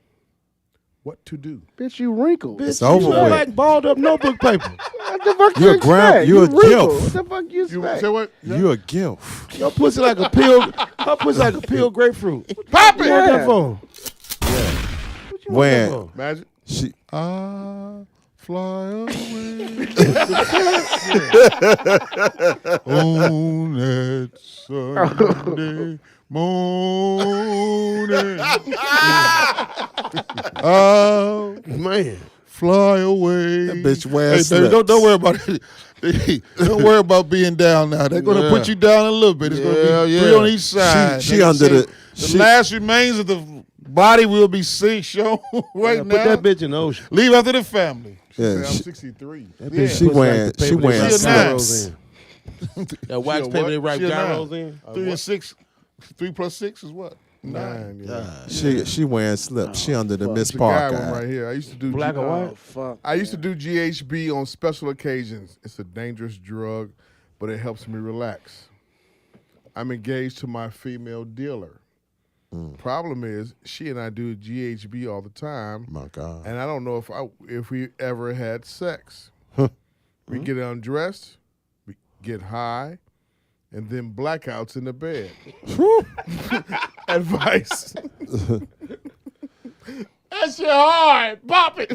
Hey, Hey, just hit all I record. can just tell you, Hit record next time Roll before over. y'all black out. That's Just what you record, do. you're right. There you just go. roll over. Shit. You gonna put something? You gonna roll over on something? Just roll over. Them motherfuckers, so they be comatose. They be dead. They be Right. they be Out of dead. there. Can't remember nothing. Last one. I ain't never God been damn. that. I ain't never been that. Just like comatose walking around. Please don't refuse. Don't GHB. say to I son. don't know what the hell I'm that talking about bass. That's just like Rohypnol, because if you can't remember. My God. It's continued. It's like comatose walking The around. same one continued. You ready? The same The one. Blackouts and Bet advice about Q5. We can't determine what he needs help with the most because the email rambles about blackouts and missing money and how can I prove we ever had sex if the drugs are so good. So whatever advice you give this gentleman will be greatly appreciated. / Corey. Anyway, okay. What? Whatever advice you gave, you say roll over. Roll over. And find out. Find out. Okay. Somebody said we recorded. Yeah. Somebody said go to rehab. Get your shit together. Take a bath. No, go to rehab, get clean, then Wash your fuck. ass. Wash your ass. And get a new addiction. It's like comatose walking around. Yeah. Please don't terrible, refuse. Don't. My boyfriend asked me to babysit his 3 kids for a few hours, My God. but he snuck out of town with a female. He didn't leave food or money. Dumbass. After a week, I called DCFS to come get the kids. They brought police who found his stash. He got arrested and won't forgive me. Advice. Get some self-esteem. What? Pop it, yeah. Yeah. Get some self-esteem. Yeah. Unbelievable. You dumb motherfucker. Right. Well, the first time I have no comment on that shit. Right. You in my head. No comment. You've been it too long, G. You dumb You've motherfucker. been it too long. You just drunk. You just want to Hey, Reasonable Ignorance Podcast. Anywhere where you hear podcasts that we're there. I would like to thank Coach Andre Lewis for coming through tonight. One of my best friends for Good 25 years plus. Yes, sir. And we still going. His wife loves cheesy caramel. That means he loves cheesy caramel also because he's funded it, right? No doubt. And Buffalo Ranch, right? What's the flavor that you like? I prefer cheesy caramel. Hey, too. bring that Cheesy shit, caramel? nigga. Okay. She grabbed some because I saw it today when she came home. Yeah. Do you have the white cheddar? Yeah, I got the Okay. honky. Yeah. Jeff the illest. Yes, sir. JDI After Dark. JDI After Hours. We are on everywhere. Spotify, Apple Podcasts. Follow me. Coach Moses. YouTube. What? Go ahead. Your show. What we doing? I don't know, man. Hey, man. I'm drunk right now. Hey, man. Coach Moses. Besides Reasonable Ignorance Podcast, he has another podcast. Oh yeah. Check out some of that podcast. We drop it every week. We do different guests from time to time, from month to month. So check us out. We on Apple Podcasts, Spotify, and YouTube. Great show too. Great show. Yeah, they hold it down. My main man, my OG, one of my OGs. To my left is Be Able. Word up. Lobster and Kool-Aid. Lobster tail the Kool-Aid coming. Yeah. It's coming. Magic Mike on the end. What up? We gonna kill him, Coach. He gonna kill him. The greatest one on the 9. It's part of the 9, man. I do what I do. I'm part of the juices that's in the stew. So I ain't gonna. I do what I do. 7 years we've been doing this podcast, right? Yeah, we got to get some sponsorship. It's enough of this shit. All this time, man. We need some. Cash is king, man. Hit it. Fuck all. Especially now. Putin ain't no joke, boy. Yeah, he bombing motherfucking hospitals. Yeah. Man, you not Bombing giving a motherfucking fuck. kids right now. Yeah, I heard he bombed the children's hospital. Yeah. Yeah, he ain't shit. Man, man. that's who going need the down. fucking kids t-shirt. Yeah. Bomb! Shit. He not giving a fuck. Tell that nigga to send that shit to that cracker there. Yeah, you want to blow up, kid. They say